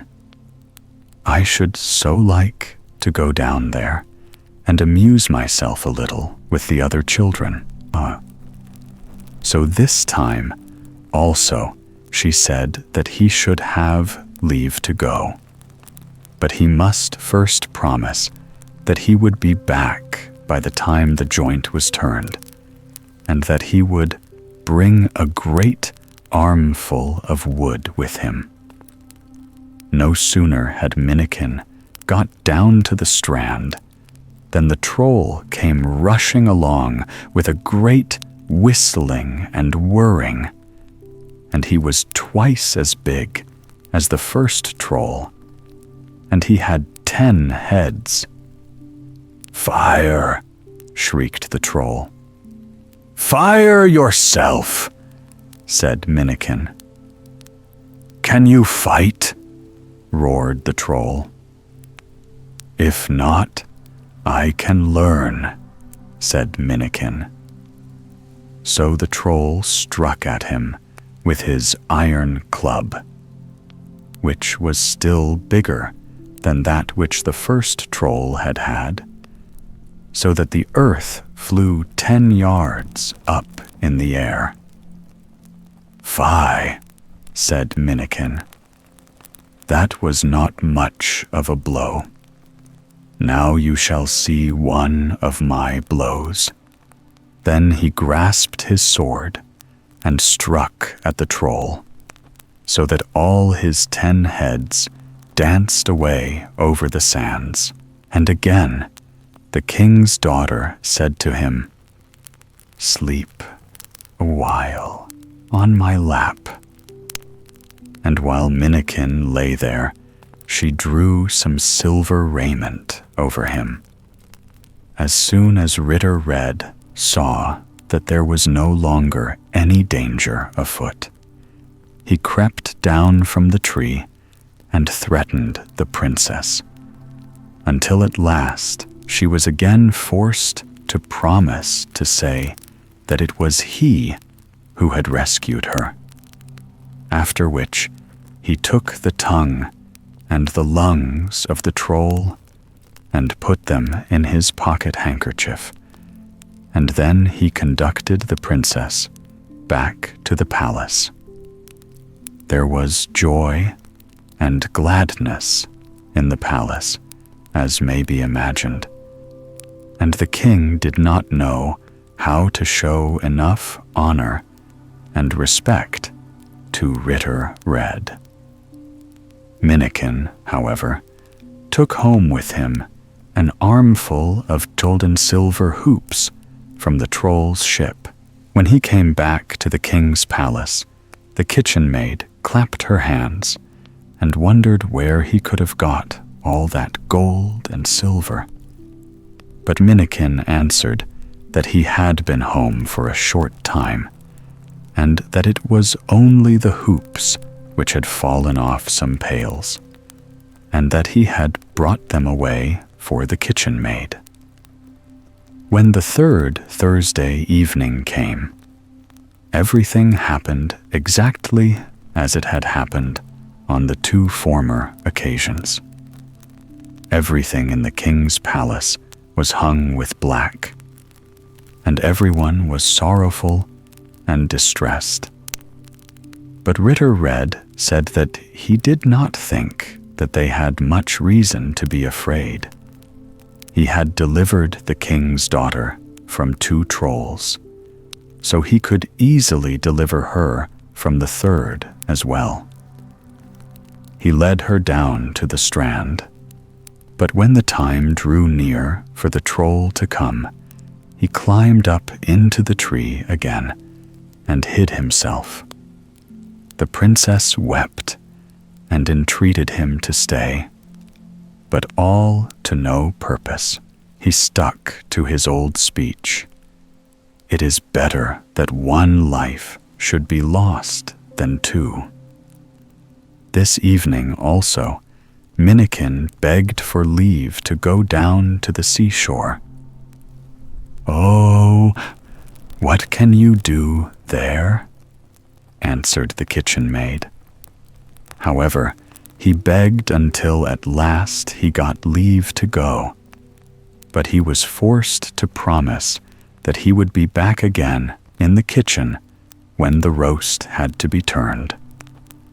Almost immediately after he had got down to the seashore, the troll came with a great whizzing and whirring, and he was much, much bigger than either of the two former ones, and he had 15 heads. "Fire!" roared the troll. "Fire yourself," said Minnikin. "Can you fight?" screamed the troll. "If not, I can learn," said Minnikin. "I will teach you," yelled the troll, and struck at him with his iron club so that the earth flew up 15 yards high into the air. "Fie," said Minnikin. "That was not much of a blow. Now I will let you see one of my blows." So saying, he grasped his sword and cut at the troll in such a way that all his 15 heads danced away over the sands. Then the princess was delivered, and she thanked Minnikin and blessed him for saving her. "Sleep a while now on my lap," said she, and while he lay there, she put a garment of brass upon him. "But now, how shall we have it made known that it was you who saved me?" said the king's daughter. "That I will tell you," answered Minnikin. "When Ritter Red has taken you home again, and given out that it was he who rescued you, he will, as you know, have you to wife and half the kingdom.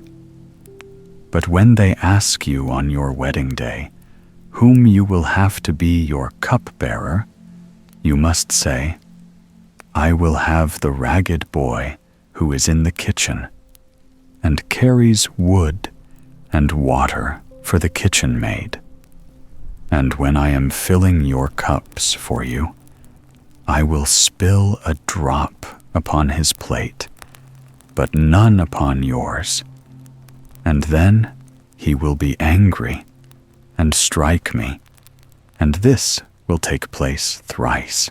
But the third time you must say, 'Shame on you,' thus to smite the beloved of mine heart.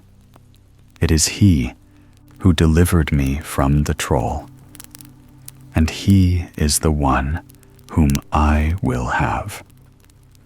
Then Minnikin ran back to the king's palace as he had done before. But first he went on board the troll's ship and took a great quantity of gold and silver and other precious things. And out of these he once more gave to the kitchen maid a whole armful of good and silver hoops. No sooner did Ritter Red see that all danger was over than he crept down from the tree and threatened the king's daughter till he made her promise to say that he had rescued her. Then he conducted her back to the king's palace. And if honor enough had not been done him before, it was certainly done now. For the king had no other thought than how to make much of the man who had saved his daughter from the 3 trolls. And it was settled then that Ritter Red should marry her and receive half the kingdom. On the wedding day, however, the princess begged that she might have the little boy who was in the kitchen and carried wood and water for the kitchen maid to fill the wine cups at the wedding feast.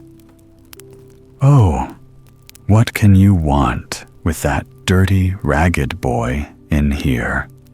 said Ritter Red. But the princess said that she insisted on having him as cupbearer and would have no one else. And at last she got leave, and then everything was done as had been agreed on between the princess and Minnikin. He spilt a drop on Ritter Red's plate, but none upon hers.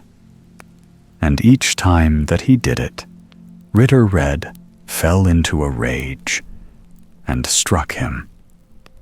At the first blow, all the ragged garments which he had worn in the kitchen fell from off Minnikin. At the second blow, the brass garments fell off, and at the third, the silver raiment. And there he stood in the golden raiment, which was so bright and splendid that light flashed from it. Then the king's daughter said, "Shame on you thus to smite the beloved of my heart. It is he who delivered me from the troll, and he is the one whom I will have." Ritter Red swore that he was the man who had saved her, but the king said, "He who delivered my daughter must have some token in proof of it." So Ritter Red ran off at once for his handkerchief with the lungs and tongue, and Minnikin went and brought all the gold and silver and precious things which he had taken out of the trolls' ships. And they, each of them, laid these tokens before the king. "He who has such precious things in gold and silver and diamonds," said the king, "must be the one who killed the troll, for such things are not to be had anywhere else." So Ritter Red was thrown into the snake pit, and Minnikin was to have the princess and half the kingdom. One day, the king went out walking with Minnikin, and Minnikin asked him if he had never had any other children. "Yes," said the king, "I had another daughter, but the troll carried her away because there was no one who could deliver her. You are going to have one daughter of mine, but if you can set free the other, who has been taken by the troll, you shall willingly have her too, and the other half of the kingdom as well." "I may as well make the attempt," said Minnikin, "but I must have an iron rope which is 500 ells long, and then I must have 500 men with me, and provisions for 5 weeks, for I have a long voyage before me." So the king said he should have these things, but the king was afraid that he had no ship large enough to carry them all. "But I have a ship of my own," said Minnikin. and he took the one which the old woman had given him out of his pocket. The king laughed at him, and thought that it was only one of his jokes. But Minnikin begged him just to give him what he had asked for. And then he should see something. Then all that Minnikin had asked for was brought. And first he ordered them to lay the cable in the ship. But there was no one who was able to lift it, and there was only room for 1 or 2 men at a time in the little bit of a ship. Then Minnikin himself took hold of the cable and laid 1 or 2 links of it into the ship. And as he threw the links into it, the ship grew bigger and bigger. And at last, it was so large that the cables and the 500 men and provisions and Minnikin himself had room enough. Now go over fresh water and salt water, over hill and dale, and do not stop until thou comest to where the king's daughter is, said Minnikin to the ship. And off it went in a moment over land and water, till the wind whistled and moaned all round about it. When they had sailed thus a long, long way, the ship stopped short in the middle of the sea. "Ah, now we have got there," said Minnikin. "But how we are to get back again is a very different thing." Then he took the cable and tied one end of it round his body. "Now I must go to the bottom," he said. "But when I give a good jerk to the cable and want to come up again, you must all pull like one man, or there will be an end of all life, both for you and for me." So saying, he sprang into the water, and yellow bubbles rose up all around him. He sank lower and lower, and at last he came to the bottom. There he saw a large hill with a door in it, and in he went. When he had got inside, he found the other princess sitting sewing. But when she saw Minnikin, she clapped her hands. "Ah, heaven be praised," she cried. "I have not seen a Christian man since I came here." "I have come for you," said Minnikin. "Alas, you will not be able to get me," said the king's daughter. "It is no use even to think of that. If the troll catches sight of you, he will take your life." "You had better tell me about him," said Minnikin. "Where is he gone? It would be amusing to see him." Woo. So the king's daughter told Minnikin that the troll was out trying to get hold of someone who could brew 100 lasts of malt at one brewing.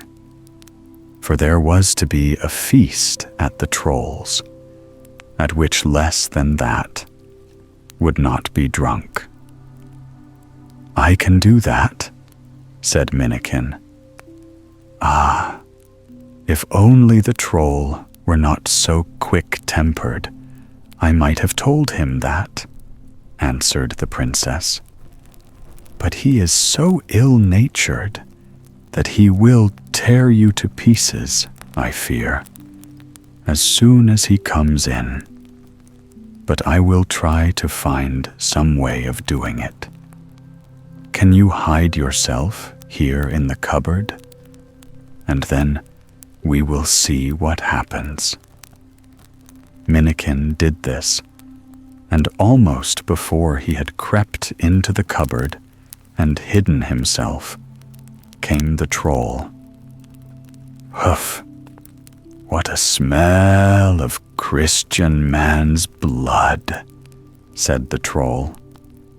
Yes, a bird flew over the roof with a Christian man's bone in his bill, and let it fall down our chimney, answered the princess. I made haste enough to get it away again, but it must be that which smells so, notwithstanding. Yes, it must be that, said the troll. Then the princess asked if he had got hold of anyone who could brew 100 lasts of malt at one brewing. No, there is no one who can do it, said the troll. A short time since there was a man here who said he could do it, said the king's daughter. How clever you always are, said the troll. How could you let him go away? You must have known that I was just wanting a man of that kind. Well, but I didn't let him go, after all, said the princess. But father is so quick-tempered, so I hid him in the cupboard. But if father has not found anyone, then the man is still here. Let him come in, said the troll. When Minnikin came, the troll asked if it were true that he could brew 100 lasts of malt at one brewing. Yes, said Minnikin. It is. It is well, then, that I have lighted on thee, said the troll. Fall to work this very minute, but heaven help thee if thou dost not brew the ale strong. Oh, it shall taste well, said Minnikin, and at once set himself to work to brew. But I must have more trolls to help to carry what is wanted, said Minnikin. These that I have are good for nothing. So he got more, and so many that there was a swarm of them. And then the brewing went on. When the sweet wort was ready, they were all, as a matter of course, anxious to taste it. First the troll himself, and then the others. But Minnikin had brewed the wort so strong that they all fell down dead like so many flies as soon as they had drunk any of it. At last, there was no one left but one wretched old hag who was lying behind the stove. Oh, poor old creature, said Minnikin. You shall have a taste of the wort, too, like the rest. So he went away and scooped up a little from the bottom of the brewing vat in a milk pan and gave it to her. And then he was quit of the whole of them. While Minnikin was now standing there, looking about him, he cast his eye on a large chest. This he took and filled it with gold and silver. And then he tied the cable round himself and the princess and the chest, and tugged at the rope with all his might, whereupon his men drew them up safe and sound. As soon as Minnikin had got safely on his ship again, he said, Now go over salt water and fresh water, over hill and dale, and do not stop until thou comest unto the king's palace." And in a moment the ship went off so fast that the yellow foam rose up all round about it. When those who were in the king's palace saw the ship, they lost no time in going to meet him with song and music. And thus they marched up towards Minnikin with great rejoicings.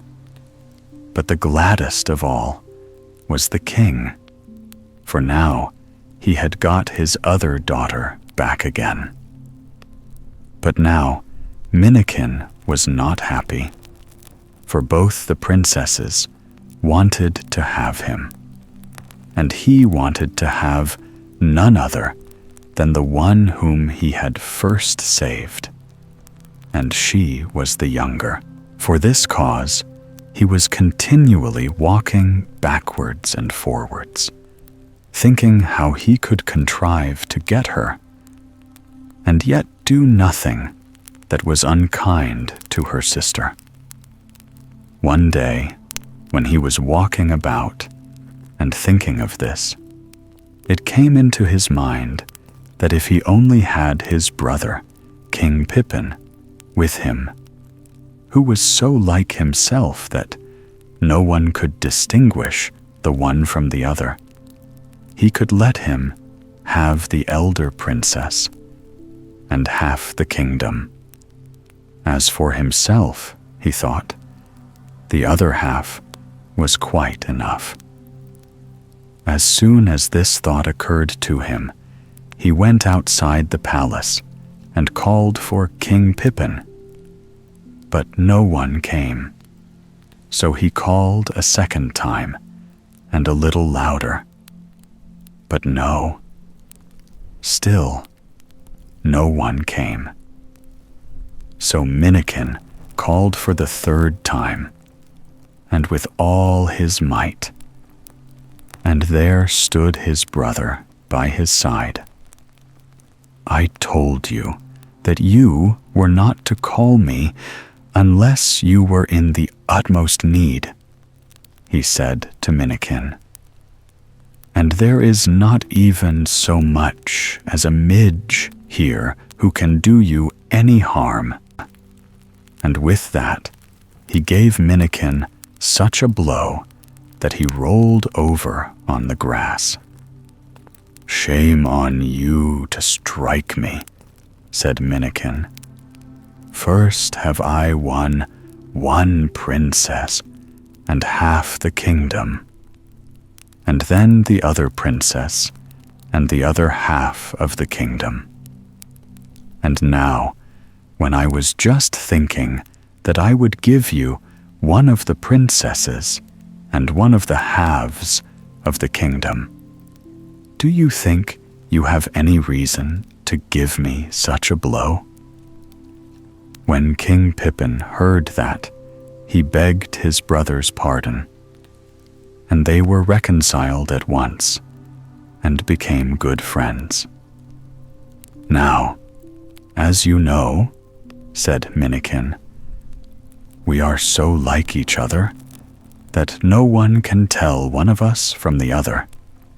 So just change clothes with me and go up to the palace, and then the princesses will think that I am coming in. And the one who kisses you first shall be yours, and I will have the other." For he knew that the elder princess was the stronger, so he could very well guess how things would go. King Pippin at once agreed to this. He changed clothes with his brother and went into the palace. When he entered the princess's apartments, they believed that he was Minnikin, and both of them ran up to him at once. But the elder, who was bigger and stronger, pushed her sister aside and threw her arms round King Pippin's neck and kissed him. So he got her to wife, and Minnikin, the younger sister, it will be easy to understand that 2 weddings took place, and they were so magnificent that they were heard of and talked about all over 7 kingdoms.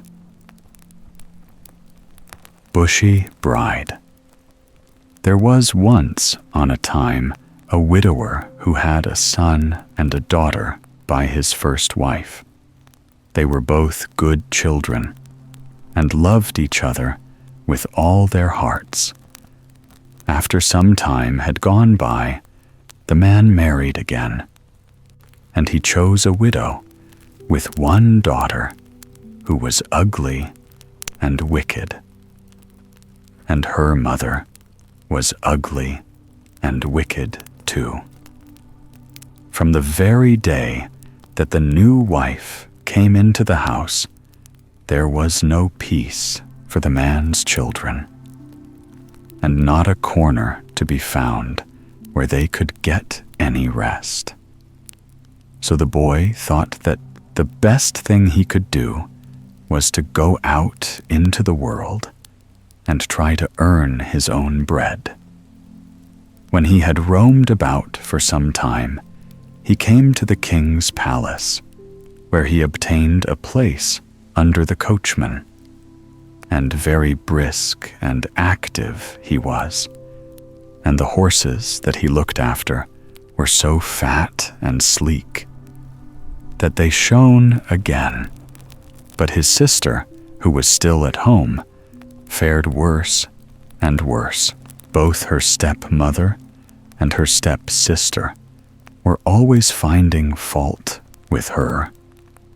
Whatsoever she did, and whithersoever she went, and they scolded her and abused her so that she never had an hour's peace. They made her do all the hard work, and hard words fell to her lot early and late, but little enough food accompanied them.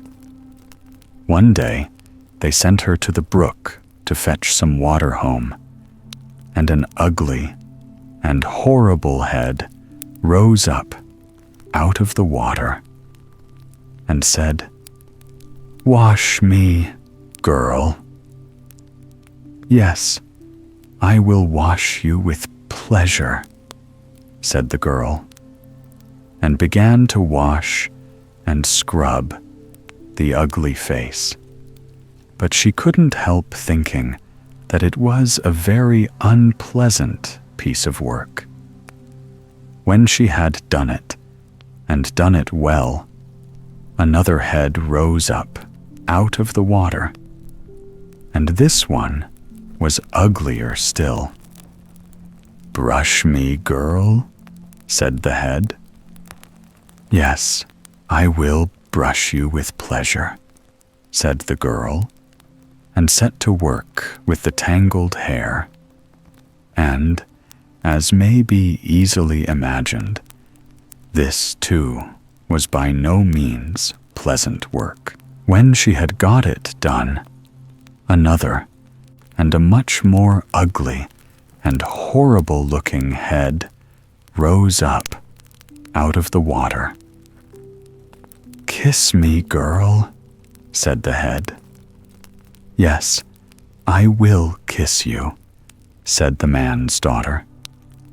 And she did it, but she thought it was the worst bit of work that she had ever had to do in her life.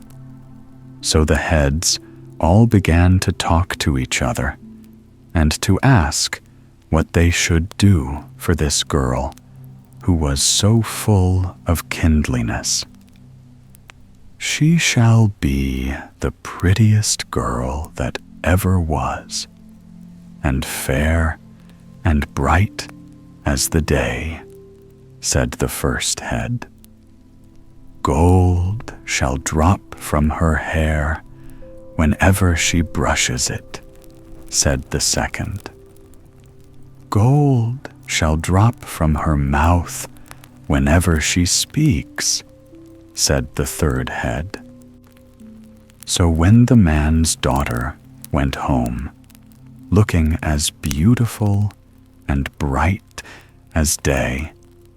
The stepmother and her daughter grew much more ill-tempered.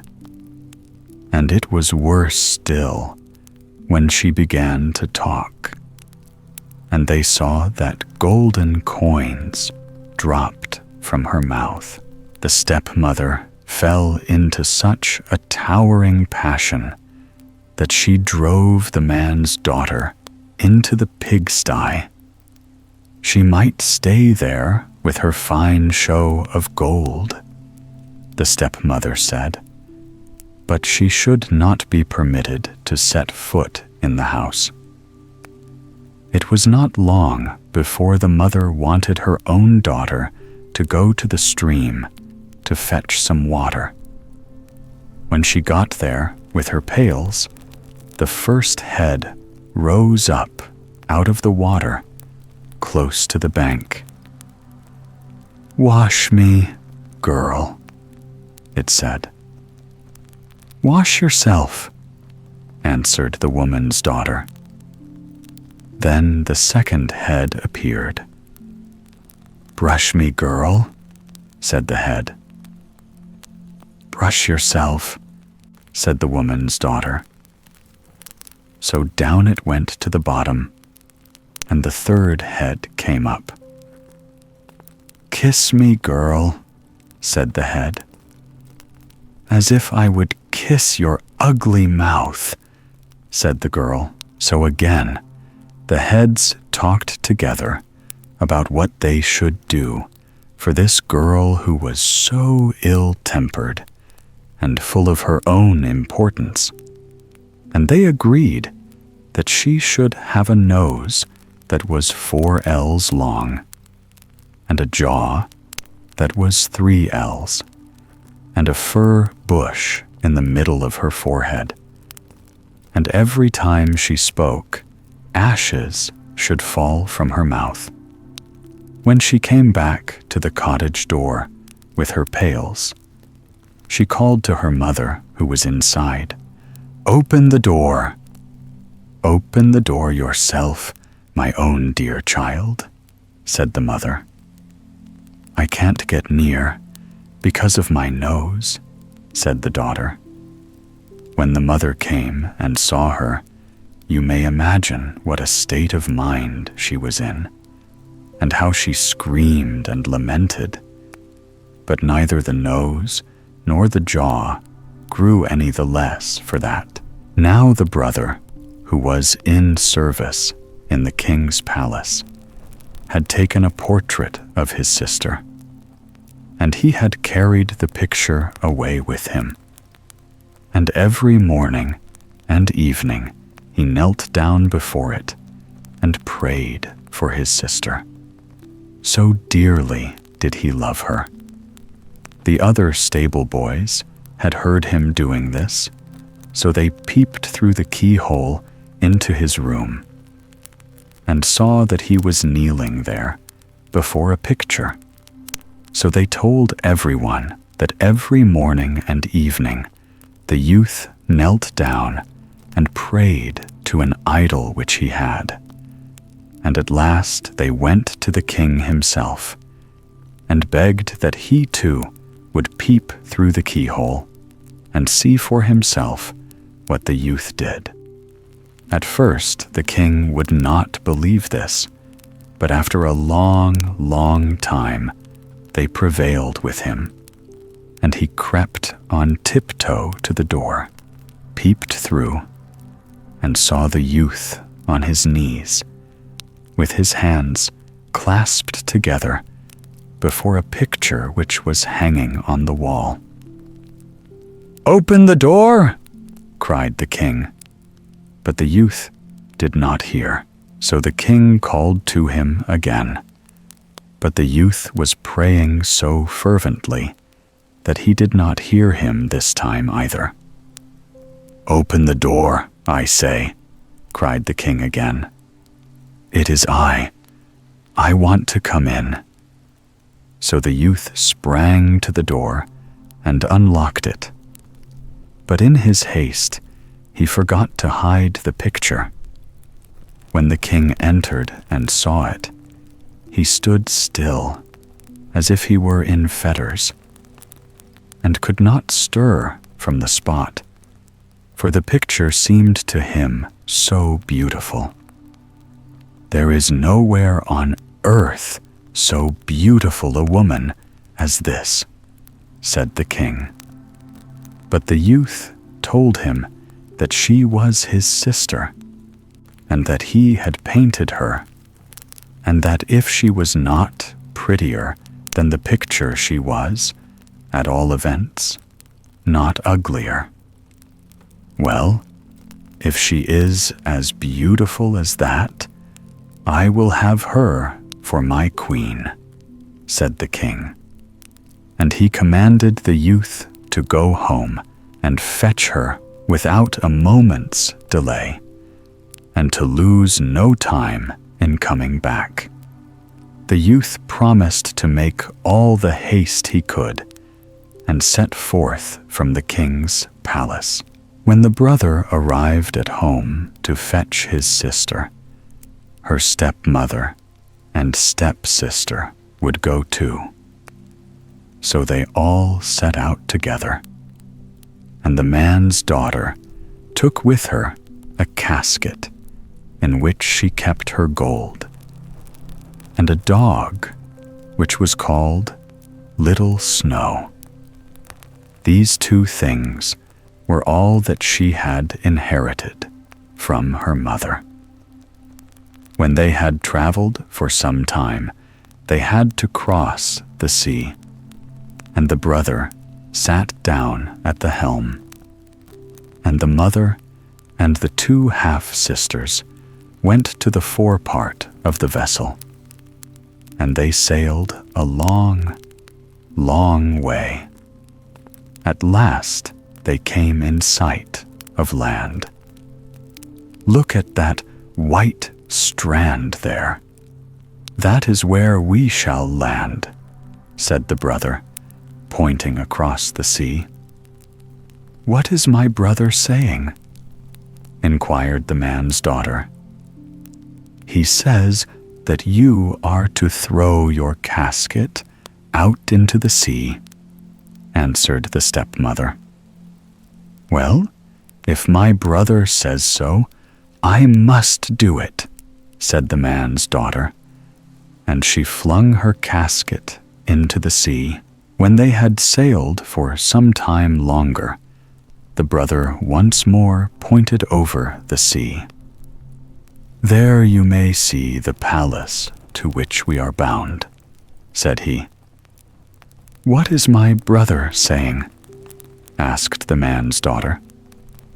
"Now he says that you are to throw your dog into the sea," answered the stepmother.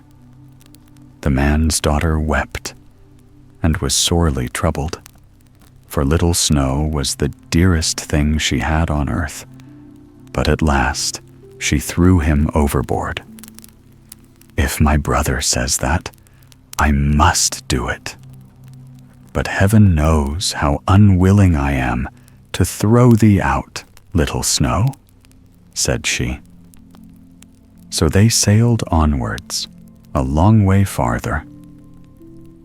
"There mayst thou see the king coming out to meet thee," said the brother, pointing to the seashore.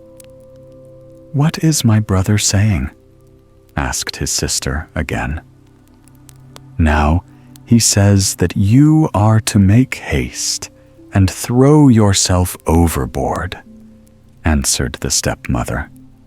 She wept and she wailed, but as her brother had said that, she thought she must do it. So she leaped into the sea. But when they arrived at the palace, and the king beheld the ugly bride with a nose that was 4 ells long, a jaw that was 3 ells, and a forehead that had a bush in the middle of it, he was quite terrified. But the wedding feast was all prepared, as regarded brewing and baking, and all the wedding guests were sitting waiting. So, ugly as she was, the king was forced to take her. But he was very wroth, and none can blame him for that. So he caused the brother to be thrown into a pit full of snakes. On the first Thursday night after this, a beautiful maiden came into the kitchen of the palace and begged the kitchen maid, who slept there, to lend her a brush.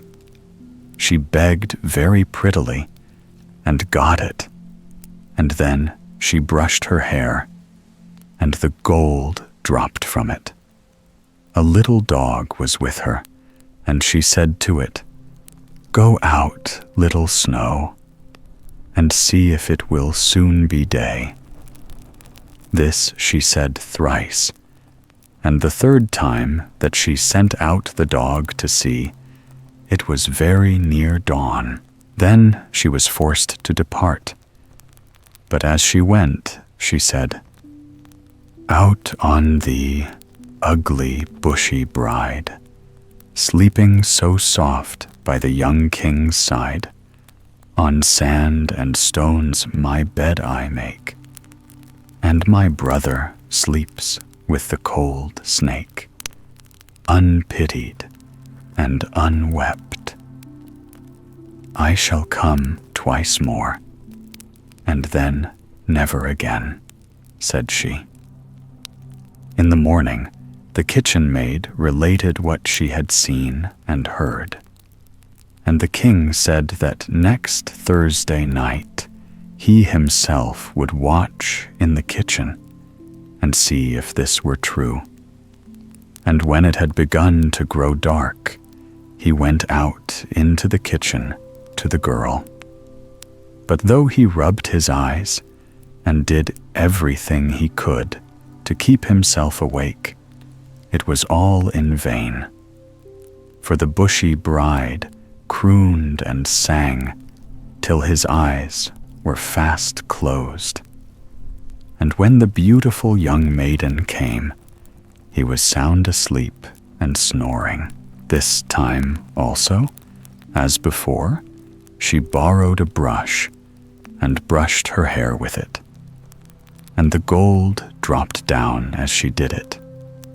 And again she sent the dog out 3 times, and when day dawned, she departed. But as she was going, she said as she had said before, "I shall come once more, and then never again." On the 3rd Thursday night, the king once more insisted on keeping watch. Then he set 2 men to hold him. Each of them was to take an arm and shake him and jerk him by the arm whenever he seemed to be going to fall asleep. And he set 2 men to watch his Bushy Bride. But as the night wore on, the Bushy Bride again began to croon and to sing, so that his eyes began to close and his head to droop on one side. Then came the lovely maiden and got the brush and brushed her hair till the gold dropped from it. And then she sent her little Snow out to see if it would soon be day. And this she did 3 times. The 3rd time it was just beginning to grow light. And then she said, "Out on thee, ugly Bushy Bride, sleeping so soft by the young king's side. On sand and stones my bed I make, and my brother sleeps with the cold snake, unpitied and unwept. Now I shall never come again," she said. and then she turned to go. But the two men who were holding the king by the arms seized his hands and forced a knife into his grasp, and then made him cut her little finger just enough to make it bleed. Thus, the true bride was freed.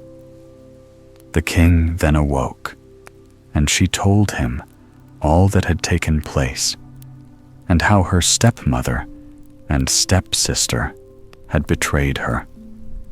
Then the brother was at once taken out of the snake pit. The snakes had never touched him, and the stepmother and stepsister were flung down into it instead of him. No one can tell how delighted the king was to get rid of that hideous, bushy bride and get a queen who was bright and beautiful as day itself. And now the real wedding was held, and held in such a way that it was heard of and spoken about all over 7 kingdoms. The king and his bride drove to church, and little Snow was in the carriage too. When the blessing was given, they went home again, and after that, I saw no more of them. Snowdrop. Once upon a time, in the middle of winter, when the snowflakes were falling like feathers on the earth, a queen sat at a window, framed in black ebony, and sewed. And as she sewed and gazed out to the white landscape, she pricked her finger with the needle, and 3 drops of blood fell on the snow outside. And because the red showed out so well against the white, she thought to herself, "Oh, what wouldn't I give to have a child as white as snow, as red as blood, and as black as ebony?" And her wish was granted, for not long after a little daughter was born to her, with a skin as white as snow, lips and cheeks as red as blood, and hair as black as ebony. They called her Snowdrop, and not long after her birth, the queen died. After a year, the king married again. His new wife was a beautiful woman, but so proud and overbearing that she couldn't stand any rival to her beauty. She possessed a magic mirror, and when she used to stand before it, gazing at her own reflection, and ask, "Mirror, mirror, hanging there, who in all the land's most fair?" it always replied, "You are most fair, my lady queen, none fairer in the land, I ween." Then she was quite happy, for she knew the mirror always spoke the truth. But Snowdrop was growing prettier and prettier every day, and when she was 7 years old, she was as beautiful as she could be, and fairer even than the queen herself. One day, when the latter asked her mirror the usual question, it replied, "My lady queen, you are fair, 'tis true, but Snowdrop is fairer far than you." Then the queen flew into the most awful passion and turned every shade of green in her jealousy. From this hour, she hated poor Snowdrop like poison, and every day her envy, hatred, and malice grew. For envy and jealousy are like evil weeds which spring up and choke the heart. At last she could endure Snowdrop's presence no longer, and calling a huntsman to her, she said, "Take the child out into the wood, and never let me see her face again.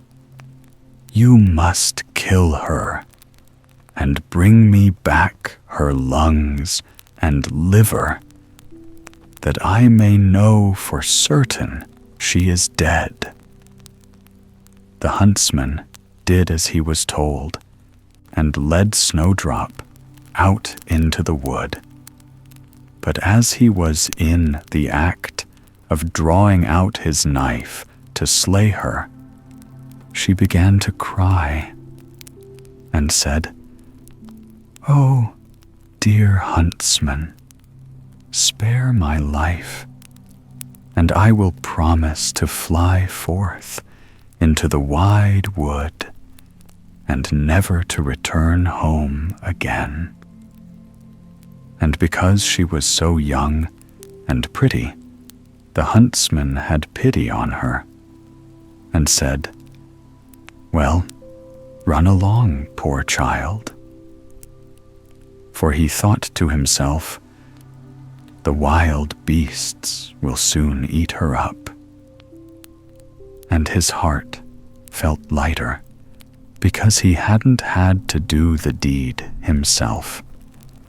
And as he turned away, a young boar came running past. So he shot it and brought its lungs and liver home to the queen as a proof that Snowdrop was really dead. And the wicked woman had them stewed in salt and ate them up, thinking she had made an end of Snowdrop forever. Now, when the poor child found herself alone in the big wood, the very trees around her seemed to assume strange shapes, and she felt so frightened she didn't know what to do. Then she began to run over the sharp stones and through the bramble bushes, and the wild beasts ran past her. But they did her no harm. She ran as far as her legs would carry her, and as evening approached, she saw a little house, and she stepped inside to rest. Everything was very small in the little house, but cleaner and neater than anything you can imagine. In the middle of the room, there stood a little table covered with a white tablecloth, and 7 little plates and forks and spoons and knives and tumblers. Side by side against the wall, there were 7 little beds covered with snow-white counterpanes. Snowdrop felt so hungry and so thirsty that she ate a bit of bread and a little porridge from each plate, and drank a drop of wine out of each tumbler. Then, feeling tired and sleepy, she lay down on one of the beds, but it wasn't comfortable. Then she tried all the others in turn, but one was too long, and another too short. And it was only when she got to the 7th that she found one to suit her exactly. So she lay down upon it, said her prayers like a good child, and fell fast asleep. When it got quite dark, the masters of the little house returned. They were 7 dwarfs who worked in the mines, right down deep in the heart of the mountain. They lighted their 7 little lamps and as soon as their eyes got accustomed to the glare, they saw that someone had been in the room, for all was not in the same order as they had left it. The first said, "Who's been sitting on my little chair?" The second said, "Who's been eating my little loaf?" The third said, "Who's been tasting my porridge?" The fourth said, "Who's been eating out of my little plate?" The fifth said, "Who's been using my little fork?" The sixth said, "Who's been cutting with my little knife?" The seventh said, "Who's been drinking out of my little tumbler?" Then the first dwarf looked round and saw a little hollow in his bed. And he asked again, "Who's been lying on my bed?" The others came running round and cried when they saw their beds, "Somebody has lain on ours too." But when the seventh came to his bed, he started back in amazement, for there he beheld Snowdrop, fast asleep.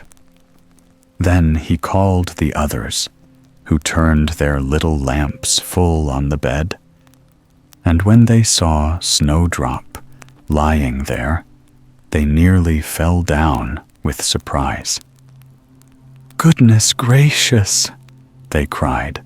"What a beautiful child!" And they were so enchanted by her beauty that they did not wake her, but let her sleep on in the little bed. But the seventh dwarf slept with his companions 1 hour in each bed, and in this way he managed to pass the night. In the morning, Snowdrop awoke, but when she saw the 7 little dwarfs, she felt very frightened. But they were so friendly, and asked her what her name was in such a kind way, that she replied, "I am Snowdrop." "Why did you come to our house?" continued the dwarfs. Then she told them how her stepmother had wished her put to death, and how the huntsman had spared her life, and how she had run the whole day till she had come to their little house. The dwarfs, when they had heard her sad story, asked her, "Will you stay and keep house for us, cook, make the beds, the washing, sew, and knit? And if you give satisfaction and keep everything neat and clean, you shall want for nothing." "Yes," answered Snowdrop, "I will gladly do all you ask." And so she took up her abode with them. Every morning, the dwarfs went into the mountain to dig for gold, and in the evening, when they returned home, Snowdrop always had their supper ready for them. But during the day, the girl was left quite alone. So the good dwarfs warned her, saying, "Beware of your stepmother. She will soon find out you are here, and whatever you do, don't let anyone into the house." Now the queen, after she thought she had eaten Snowdrop's lungs and liver, never dreamed but that she was once more the most beautiful woman in the world. So stepping before her mirror one day, she said, "Mirror, mirror, hanging there, who in all the land's most fair?" And the mirror replied, "My lady queen, you are fair, 'tis true, but Snowdrop is fairer far than you." Snowdrop, who dwells with the 7 little men, is as fair as you, as fair again."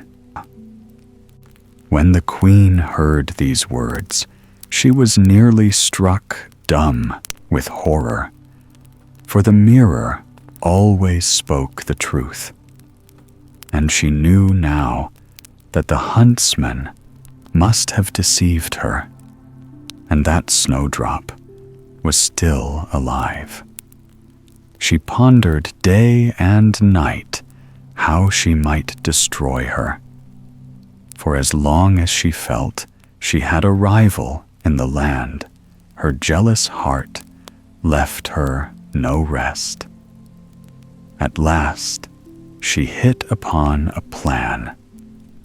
She stained her face and dressed herself up as an old peddler wife, so that she was quite unrecognizable.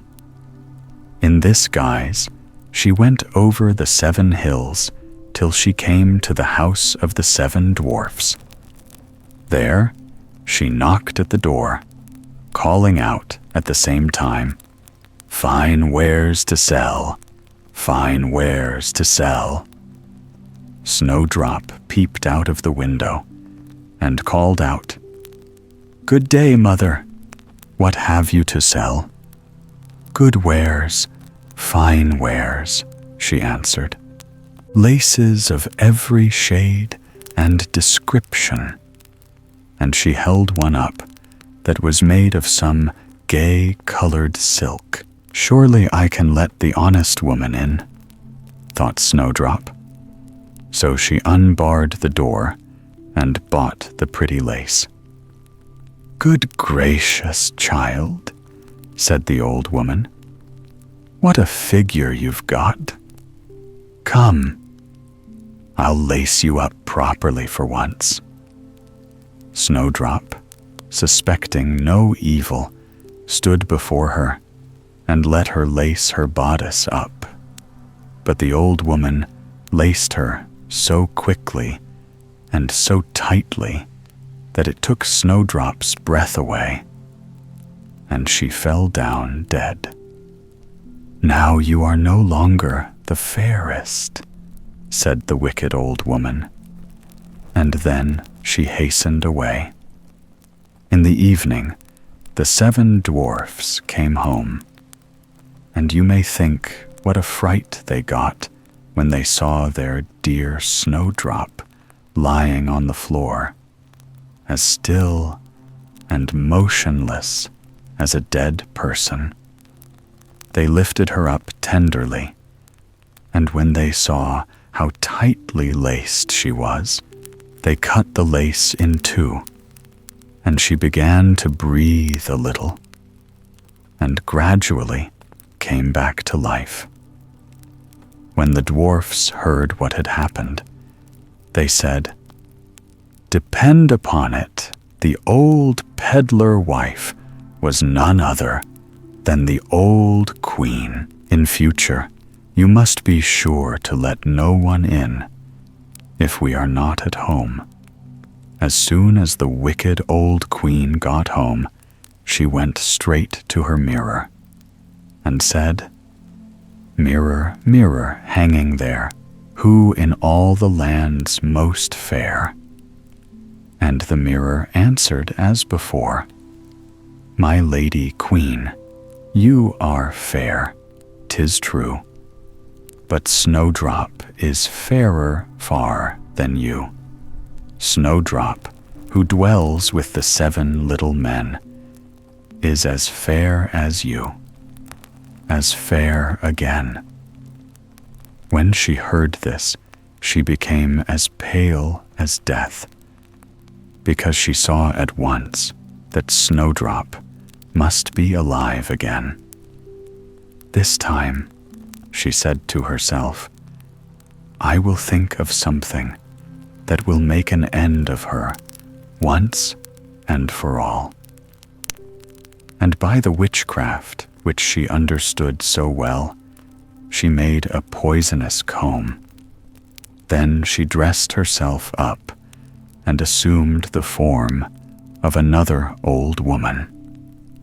So she went over the 7 hills till she reached the house of the 7 dwarfs, and knocking at the door, she called out, "Fine wares for sale."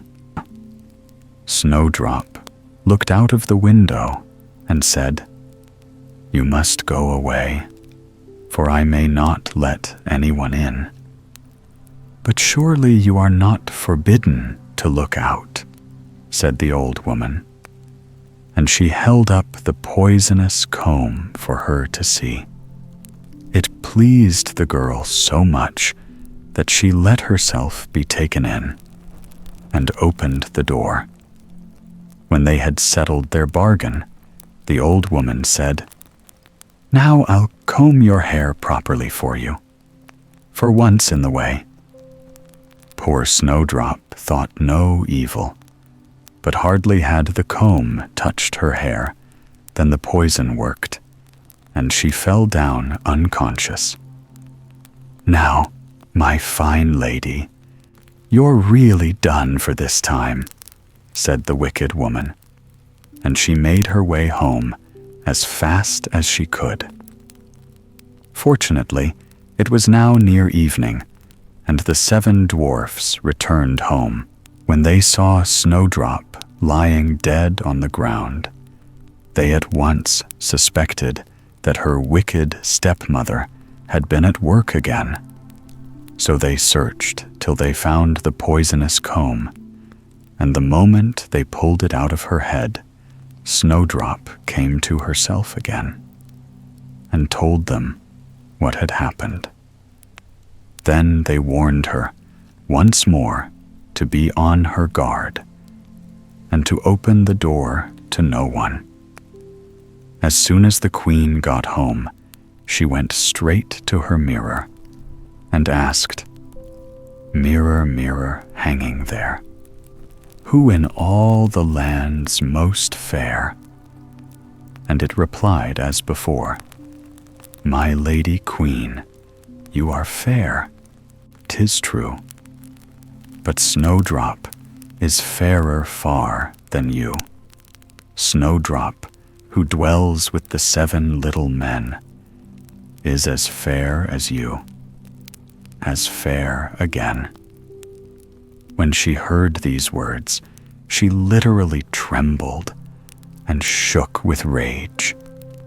"Snowdrop shall die," she cried. "Yes, though it cost me my own life." Then she went to a little secret chamber, which no one knew of but herself, and there she made a poisonous apple. Outwardly, it looked beautiful, white with red cheeks, so that everyone who saw it longed to eat it. But anyone who might do so would certainly die on the spot. When the apple was quite finished, she stained her face and dressed herself up as a peasant. And so she went over the 7 hills to the 7 dwarfs. She knocked at the door, as usual. But Snowdrop put her head out of the window and called out, "I may not let anyone in. The 7 dwarfs have forbidden me to do so." "Are you afraid of being poisoned?" asked the old woman. "See, I will cut this apple in half. I'll eat the white cheek, and you can eat the red." But the apple was so cunningly made that only the red cheek was poisonous. Snowdrop longed to eat the tempting fruit, and when she saw and that the peasant woman was eating it herself, she couldn't resist the temptation any longer. And stretching out her hand, she took the poisonous half. But hardly had the first bite passed her lips than she fell down dead on the ground. Then the eyes of the cruel queen sparkled with glee, and laughing aloud, she cried, "As white as snow, as red as blood, and as black as ebony. This time the dwarfs won't be able to bring you back to life." When she got home, she asked the mirror, "Mirror, mirror, hanging there, who in all the land's most fair?" And this time it replied, "You are most fair, my lady queen.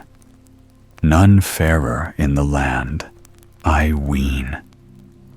Then her jealous heart was at rest, at least as much at rest as a jealous heart can ever be. When the little dwarfs came home in the evening, they found Snowdrop lying on the ground, and she neither breathed nor stirred. They lifted her up and looked round everywhere to see if they could find anything poisonous about. They unlaced her bodice, combed her hair, washed her with water and wine, but all in vain. The child was dead and remained dead.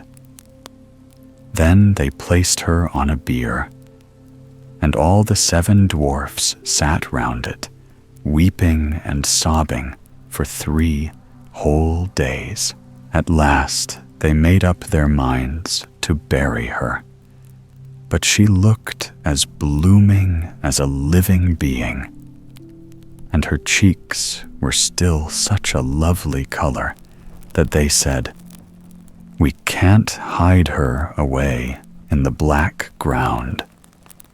So they had a coffin made of transparent glass, and they laid her in it, and wrote on the lid in golden letters that she was a royal princess. Then they put the coffin on the top of the mountain, and one of the dwarfs always remained beside it and kept watch over it. And the very birds of the air came and bewailed Snowdrop's death, first an owl, and then a raven, and last of all, a little dove. Snowdrop lay a long time in the coffin, and she always looked the same, just as if she were fast asleep, and she remained as white as snow, as red as blood, and her hair as black as ebony. Now it happened one day that a prince came to the wood and passed by the dwarf's house. He saw the coffin on the hill with the beautiful Snowdrop inside it. And when he had read what was written on it in golden letters, he said to the dwarf, "Give me the coffin. I'll give you whatever you like for it." But the dwarf said, "No, we wouldn't part with it for all the gold in the world." "Well then," he replied, "give it to me, because I can't live without Snowdrop. I will cherish and love it as my dearest possession." He spoke so sadly that the good dwarfs had pity on him and gave him the coffin, and the prince made his servants bear it away on their shoulders. Now it happened that as they were going down the hill, they stumbled over a bush and jolted the coffin so violently that the poisonous bit of apple Bun had swallowed fell out of her throat. She gradually opened her eyes, lifted up the lid of the coffin, and sat up, alive and well. "Oh, dear me, where am I?" she cried. The prince answered joyfully, You are with me." And he told her all that had happened, adding, "I love you better than anyone in the whole wide world. Will you come with me to my father's palace and be my wife?" Snowdrop consented and went with him, and the marriage was celebrated with great pomp and splendor. Now Snowdrop's wicked stepmother was one of the guests invited to the wedding feast. When she had dressed herself very gorgeously for the occasion, she went to the mirror and said, "Mirror, mirror, hanging there, who in all the land's most fair?" And the mirror answered, "My lady queen, you are fair, 'tis true, but Snowdrop is fairer far than you." When the wicked woman heard these words, she uttered a curse and was beside herself with rage and mortification. At first, she didn't want to go to the wedding at all, but at the same time, she felt she would never be happy till she had seen the young queen. As she entered, Snowdrop recognized her and nearly fainted with fear. But red-hot iron shoes had been prepared for the wicked old queen, and she was made to get into them and dance till she fell down dead. The Golden Goose. There was once a man who had 3 sons. The youngest of them was called Dullhead, and was sneered and jeered at and snubbed on every possible opportunity. One day it happened that the eldest son wished to go into the forest to cut wood, and before he started, his mother gave him a fine, rich cake and a bottle of wine, so that he might be sure not to suffer from hunger or thirst. When he reached the forest, he met a little old gray man who wished him good morning and said, "Do give me a piece of that cake you have got in your pocket, and let me have a draught of your wine. I am so hungry and thirsty." But this clever son replied, "If I give you my cake and wine, I shall have none left for myself. You just go your own way." And he left the little man standing there and went further on into the forest. There he began to cut down a tree, but before long he made a false stroke with his axe and cut his own arm so badly that he was obliged to go home and have it bound up. Then the second son went to the forest, and his mother gave him a good cake and a bottle of wine as she had to his elder brother. He too met the little old gray man, who begged him for a morsel of cake and a draught of wine. But the second son spoke most sensibly too, and said, "Whatever I give to you, I deprive myself of. Just go your own way, will you?" Not long after his punishment overtook him, for no sooner had he struck a couple of blows on a tree with his axe than he cut his leg so badly that he had to be carried home. So then Dullhead said, "Father, let me go out and cut wood." But his father answered, "Both your brothers have injured themselves. You had better leave it alone. You know nothing about it." But Dullhead begged so hard to be allowed to go that at last his father said, "Very well then.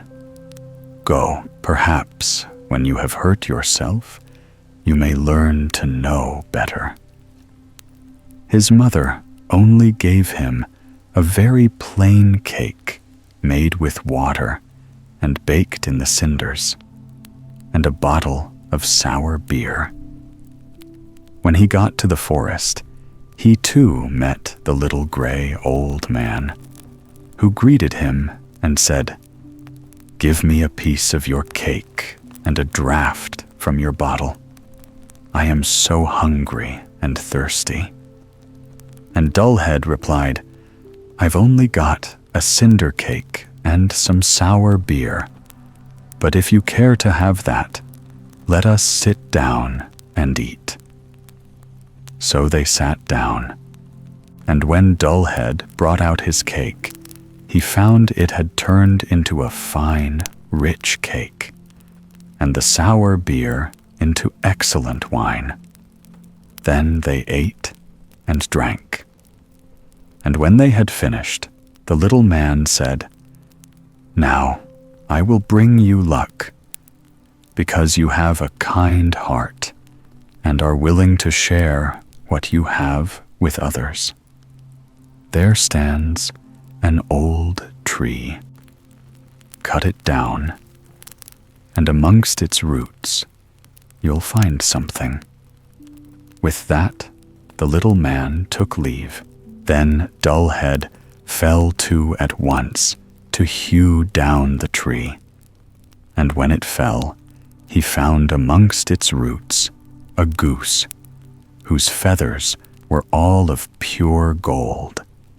He lifted it out, carried it off, and took it with him to an inn where he meant to spend the night. Now the landlord of the inn had 3 daughters, and when they saw the goose, they were filled with curiosity as to what this wonderful bird could be, and each longed to have one of its golden feathers. The eldest thought to herself, "No doubt I shall soon find a good opportunity to pluck out one of its feathers." And the first time Dullhead happened to leave the room, she caught hold of the goose by its wing. But lo and behold, her fingers seemed to stick fast to the goose, and she could not take her hand away. Soon after, the second daughter came in and thought to pluck a golden feather for herself too. But hardly had she touched her sister than she stuck fast as well. At last, the third sister came with the same intentions, but the other 2 cried out, "Keep off! For heaven's sake, keep off!" The younger sister could not imagine why she was to keep off, and thought to herself, "If they are both there, why should not I be there too?" So she sprang to them, but no sooner had she touched one of them than she stuck fast to her. So they all 3 had to spend the night with the goose. Next morning, Dullhead tucked the goose under his arm and went off, without in the least troubling himself about the 3 girls who were hanging on to it. They just had to run after him, right or left, as best they could. In the middle of a field, they met the parson, and when he saw this procession, he cried, "For shame, you bold girls! What do you mean by running after a young fellow through the fields like that? Do you call that proper behavior?" And with that, he caught the youngest girl by the hand to try and draw her away, but directly he touched her, he hung on himself and had to run along with the rest of them. Not long after, the clerk came that way and was much surprised to see the parson following the footsteps of 3 girls. "Why, where is your reverence going so fast?" cried he. "Don't forget there is to be a christening today."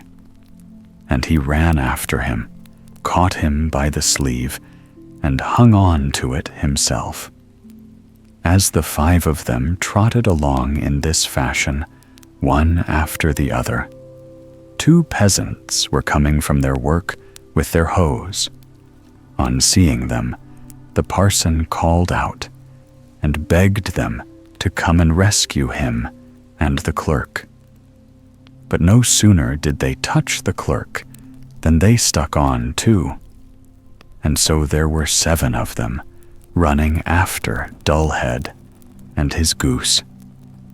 After a time, they all came to a town where a king reigned, whose daughter was so serious and solemn that no one could ever manage to make her laugh.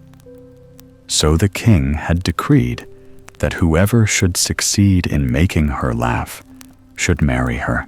When Dullhead heard this, he marched before the princess with his goose and its appendages. And as soon as she saw these 7 people continually running after each other, she burst out laughing and could not stop herself. Then Dullhead claimed her as his bride, but the king, who did not much fancy him as a son-in-law, made all sorts of objections, and told him he must first find a man who could drink up a whole cellarful of wine.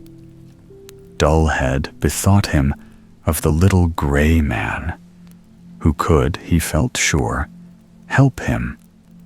So he went off to the forest, and on the very spot where he had cut down the tree, he saw a man sitting with a most dismal expression of face.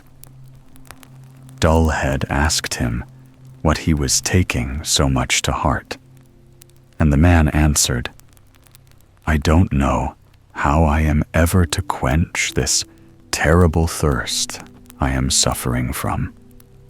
Cold water doesn't suit me at all. To be sure, I've emptied a whole barrel of wine, but what is 1 drop on a hot stone?" "I think I can help you," said Dullhead. "Come with me, and you shall drink to your heart's content." So he took him to the king's cellar, and the man sat down before the huge casks and drank and drank till he drank up a whole contents of the cellar before the day closed. Then Dullhead asked once more for his bride, but the king felt vexed at the idea of a stupid fellow whom people called Dullhead carrying off his daughter, and he began to make fresh conditions. He required Dullhead to find a man who could eat a mountain of bread. Dullhead did not wait to consider long, but went straight off to the forest, and there on the same spot sat a man who was drawing in a strap as tight as he could round his body, and making a most woeful face the while. Said he, "I've eaten up a whole oven full of loaves, but what's the good of that to anyone who is as hungry as I am? I declare my stomach feels quite empty, and I must draw my belt tight if I'm not to die of starvation." A dullhead was delighted, and said, "Get up and come with me, and you shall have plenty to eat." And he brought him to the king's court. Now the king had given orders to have all the flour in his kingdom brought together, and to have a huge mountain baked of it. But the man from the wood just took up his stand before the mountain and began to eat. And in one day it had all vanished. For the third time, Dullhead asked for his bride.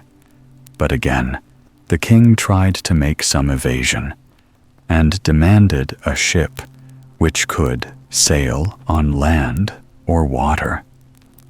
"When you come sailing in such a ship," said he, "you shall have my daughter without further delay." Again, Dullhead started off to the forest, and there he found the little old gray man with whom he had shared his cake, and who said, "I have eaten and I have drunk for you, and now I will give you the ship. I have done all this for you because you were kind and merciful to me." Then he gave Dullhead a ship which could sail on land or water, and when the king saw it, he felt he could no longer refuse him his daughter. So they celebrated the wedding with great rejoicings, and after the king's death, Dullhead succeeded to the kingdom, and lived happily with his wife for many years after. The Seven Foals. There was once upon a time a couple of poor folks who lived in a wretched hut, far away from everyone else, in a wood. They only just managed to live from hand to mouth, and had great difficulty in doing even so much as that. But they had 3 sons, and the youngest of them was called Cinderlad, for he did nothing else but lie and poke about among the ashes. One day, the eldest lad said that he would go out to earn his living. He soon got leave to do that, and set out on his way into the world. He walked on and on for the whole day, and when night was beginning to fall, he came to a royal palace. The king was standing outside on the steps, and asked where he was going. "Oh, I am going about seeking a place, my father," said the youth. "Wilt thou serve me and watch my 7 foals?" asked the king. "If thou canst watch them for a whole day, and tell me at night what they eat and drink, thou shalt have the princess and half my kingdom. But if thou canst not, I will cut 3 red stripes on thy back." The youth thought that it was very easy work to watch the foals, and that he could do it well enough. Next morning, when day was beginning to dawn, the king's master of the horse let out the 7 foals, and they ran away, and the youth after them, just as it chanced, over hill and dale, through woods and bogs. When the youth had run thus for a long time, he began to be tired, and when he had held on a little longer, he was heartily weary of watching it all. And at the same moment, he came to a cleft in a rock, where an old woman was sitting, spinning with her distaff in her hand. As soon as she caught sight of the youth, who was running after the foals till the perspiration streamed down his face, she cried, come hither, my handsome son, and let me comb your hair for you."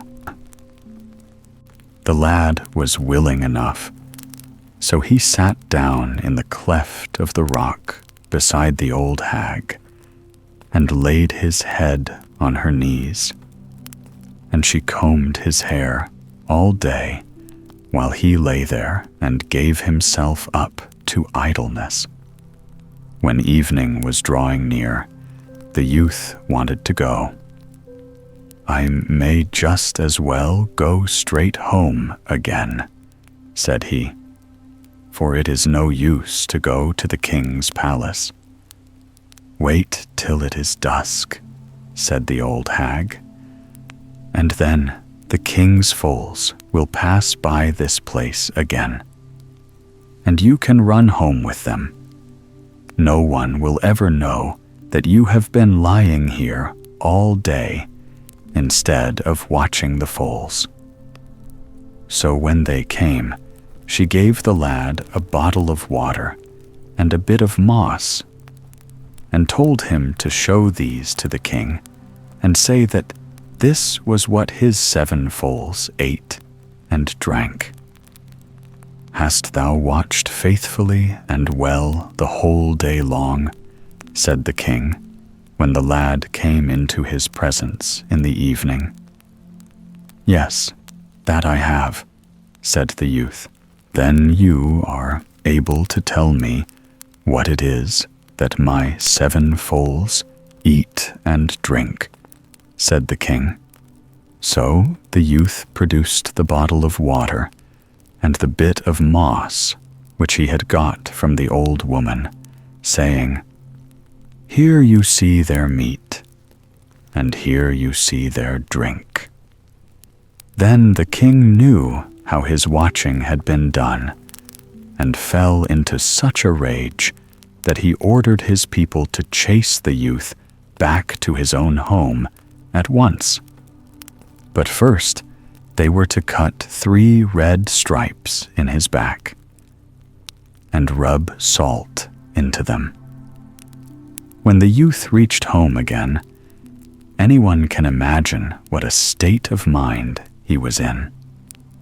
He had gone out once to seek a place, he said, but never would he do such a thing again. Next day, the second son said that he would now go out into the world to seek his fortune. His father and mother said no, and bade him look at his brother's back. But the youth would not give up his design, and stuck to it.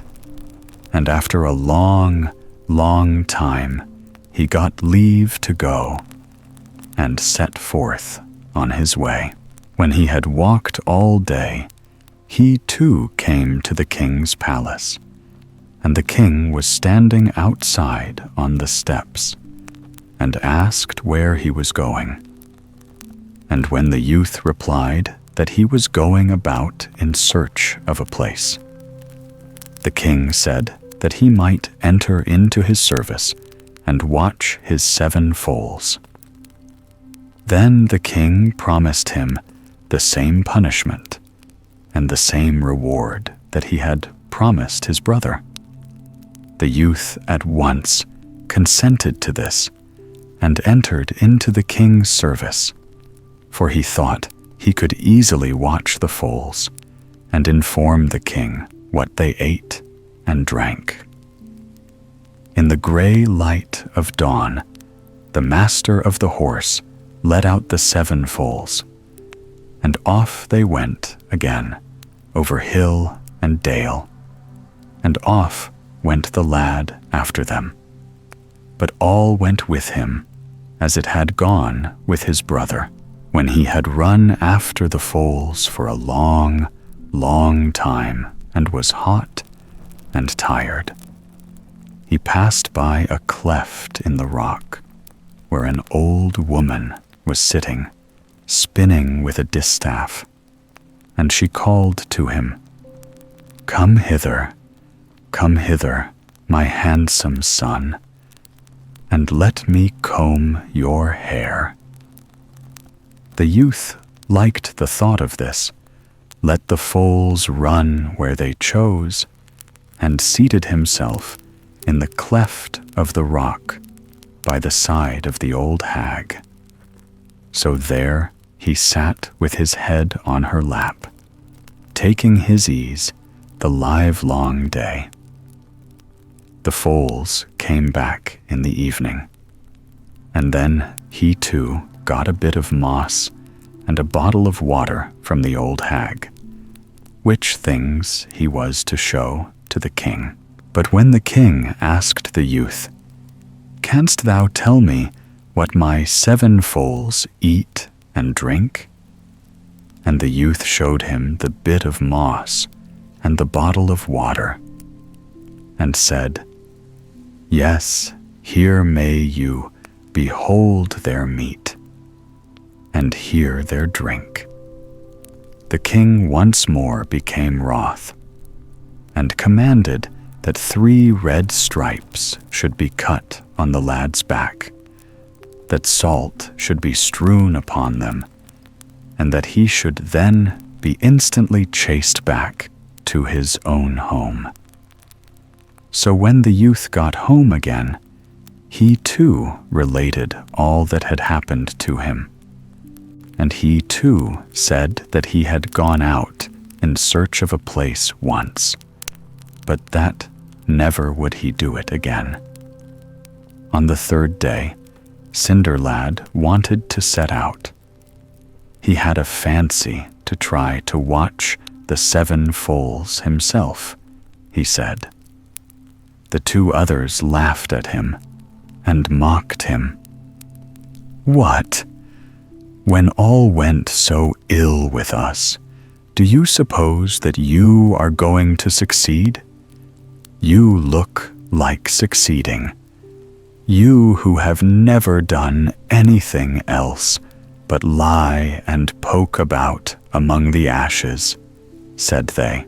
"Yes, I will go too," said Cinderlad, "for I have taken it into my head." The 2 brothers laughed at him, and his father and mother begged him not to go, but all to no purpose, and Cinderlad set out on his way. So when he had walked the whole day, he too came to the king's palace as darkness began to fall. There stood the king outside on the steps, and he asked whither he was bound. "I am walking about in search of a place," said Cinderlad. "From whence do you come, then?" inquired the king, for by this time he wanted to know a little more about the men before he took any of them into his service. So Cinderlad told him whence he came, and that he was brother to the 2 who had watched the 7 foals for the king. And then he inquired if he might be allowed to try to watch them on the following day. "Oh, shame on them," said the king, for it enraged him even to think of them. "If thou art brother to those 2, thou too art not good for much.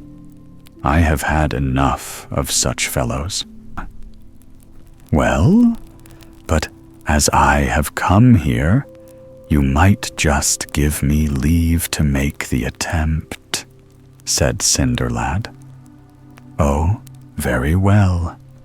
If thou art absolutely determined to have thy back flayed, thou mayest have thine own way if thou wilt," said the king. "I would much rather have the princess, said Cinderlad. Next morning, in the gray light of dawn, the master of the horse let out the 7 foals again, and off they set over hill and dale, through woods and bogs, and off went Cinderlad after them. When he had run thus for a long time, he too came to the cleft in the rock. There the old hag was once more sitting, spinning from her distaff. And she cried to Cinderlad, come hither, my handsome son, and let me comb your hair for you." "Come to me, then, come to me," said Cinderlad, as he passed by, jumping and running, and keeping tight hold of one of the foal's tails. When he had got safely past the cleft in the rock, the youngest foal said, "Get on my back, for we have still a long way to go." So the lad did this, and thus they journeyed onwards a long, long way. "Dost thou see anything now?" said the foal. "No," said Cinderlad. So they journeyed onwards a good bit farther. "Dost thou see anything now?" asked the foal. "Oh no," said the lad. When they had gone thus for a long, long way, the foal again asked, "Dost thou see anything now?" "Yes, now I see something that is white," said Cinderlad. "It looks like the trunk of a great thick birch tree." "Yes, that is where we are to go in," said the foal. When they got to the trunk, the eldest foal broke it down on one side, and then they saw a door where the trunk had been standing. And inside this there was a small room. And in the room there was scarcely anything but a small fireplace and a couple of benches. But behind the door hung a great rusty sword and a small pitcher. "Canst thou wield that sword?" asked the foal. Cinderlad tried, but could not do it. So he had to take a draught from the pitcher, and then one more, and after that still another. And then he was able to wield the sword with perfect ease. "Good," said the foal. "And now thou must take the sword away with thee, and with it shalt thou cut off the heads of all 7 of us on thy wedding day, and then we shall become princes again, as we were before. For we are brothers of the princess whom thou art to have when thou canst tell the king what we eat and drink. But there is a mighty troll who has cast a spell over us. When thou hast cut off our heads, thou must take the greatest care to lay each head at the tail of the body to which it belonged before. And then the spell which the troll has cast upon us will lose all its power." Cinderlad promised to do this, and then they went on farther. When they had traveled a long, long way, the foal said, "Dost thou see anything?" "No," said Cinderlad. So they went on a great distance farther. "And now?" inquired the foal. "Seest thou nothing now?" "Alas, no," said Cinderlad. So they traveled onwards again, for many and many a mile, over hill and dale. "Now then," said the foal, "dost thou not see anything now?" "Yes," said Cinderlad. "Now I see something like a bluish streak, far, far away." "That is a river," said the foal, "and we have to cross it." There was a long, handsome bridge over the river, and when they had got to the other side of it, they again traveled on a long, long way. And then, once more, the foal inquired if Cinderlad saw anything. Yes, this time he saw something that looked black, far, far away, and was rather like a church tower. "Yes," said the foal, "we shall go into that." When the foals got into the churchyard, they turned into men and looked like the sons of a king. And their clothes were so magnificent that they shone with splendor. And they went into the church and received bread and wine from the priest, who was standing before the altar. And Cinderlad went in too. But when the priest had laid his hands on the princes and read the blessing, they went out of the church again, and Cinderlad went out too. But he took with him a flask of wine and some consecrated bread. No sooner had the 7 princes come out into the churchyard than they became foals again, and Cinderlad got upon the back of the youngest, and they returned by the way they had come, only they went much, much faster. First, they went over the bridge, and then past the trunk of the birch tree, and then past the old hag who sat in the cleft of the rock spinning. And they went by so fast that Cinderlad could not hear what the old hag screeched after him, but just heard enough to understand that she was terribly enraged. It was all but dark when they got back to the king at nightfall, and he himself was standing in the courtyard, waiting for them. "Hast thou watched well and faithfully the whole day?" said the king to Cinderlad. "I have done my best," replied Cinderlad. "Then thou canst tell me what my 7 foals eat and drink?" asked the king. So Cinderlad pulled out the consecrated bread and the flask of wine and showed them to the king. "Here may you behold their meat, and hear their drink," said he. "Yes, diligently and faithfully hast thou watched," said the king, "and thou shalt have the princess and half the kingdom."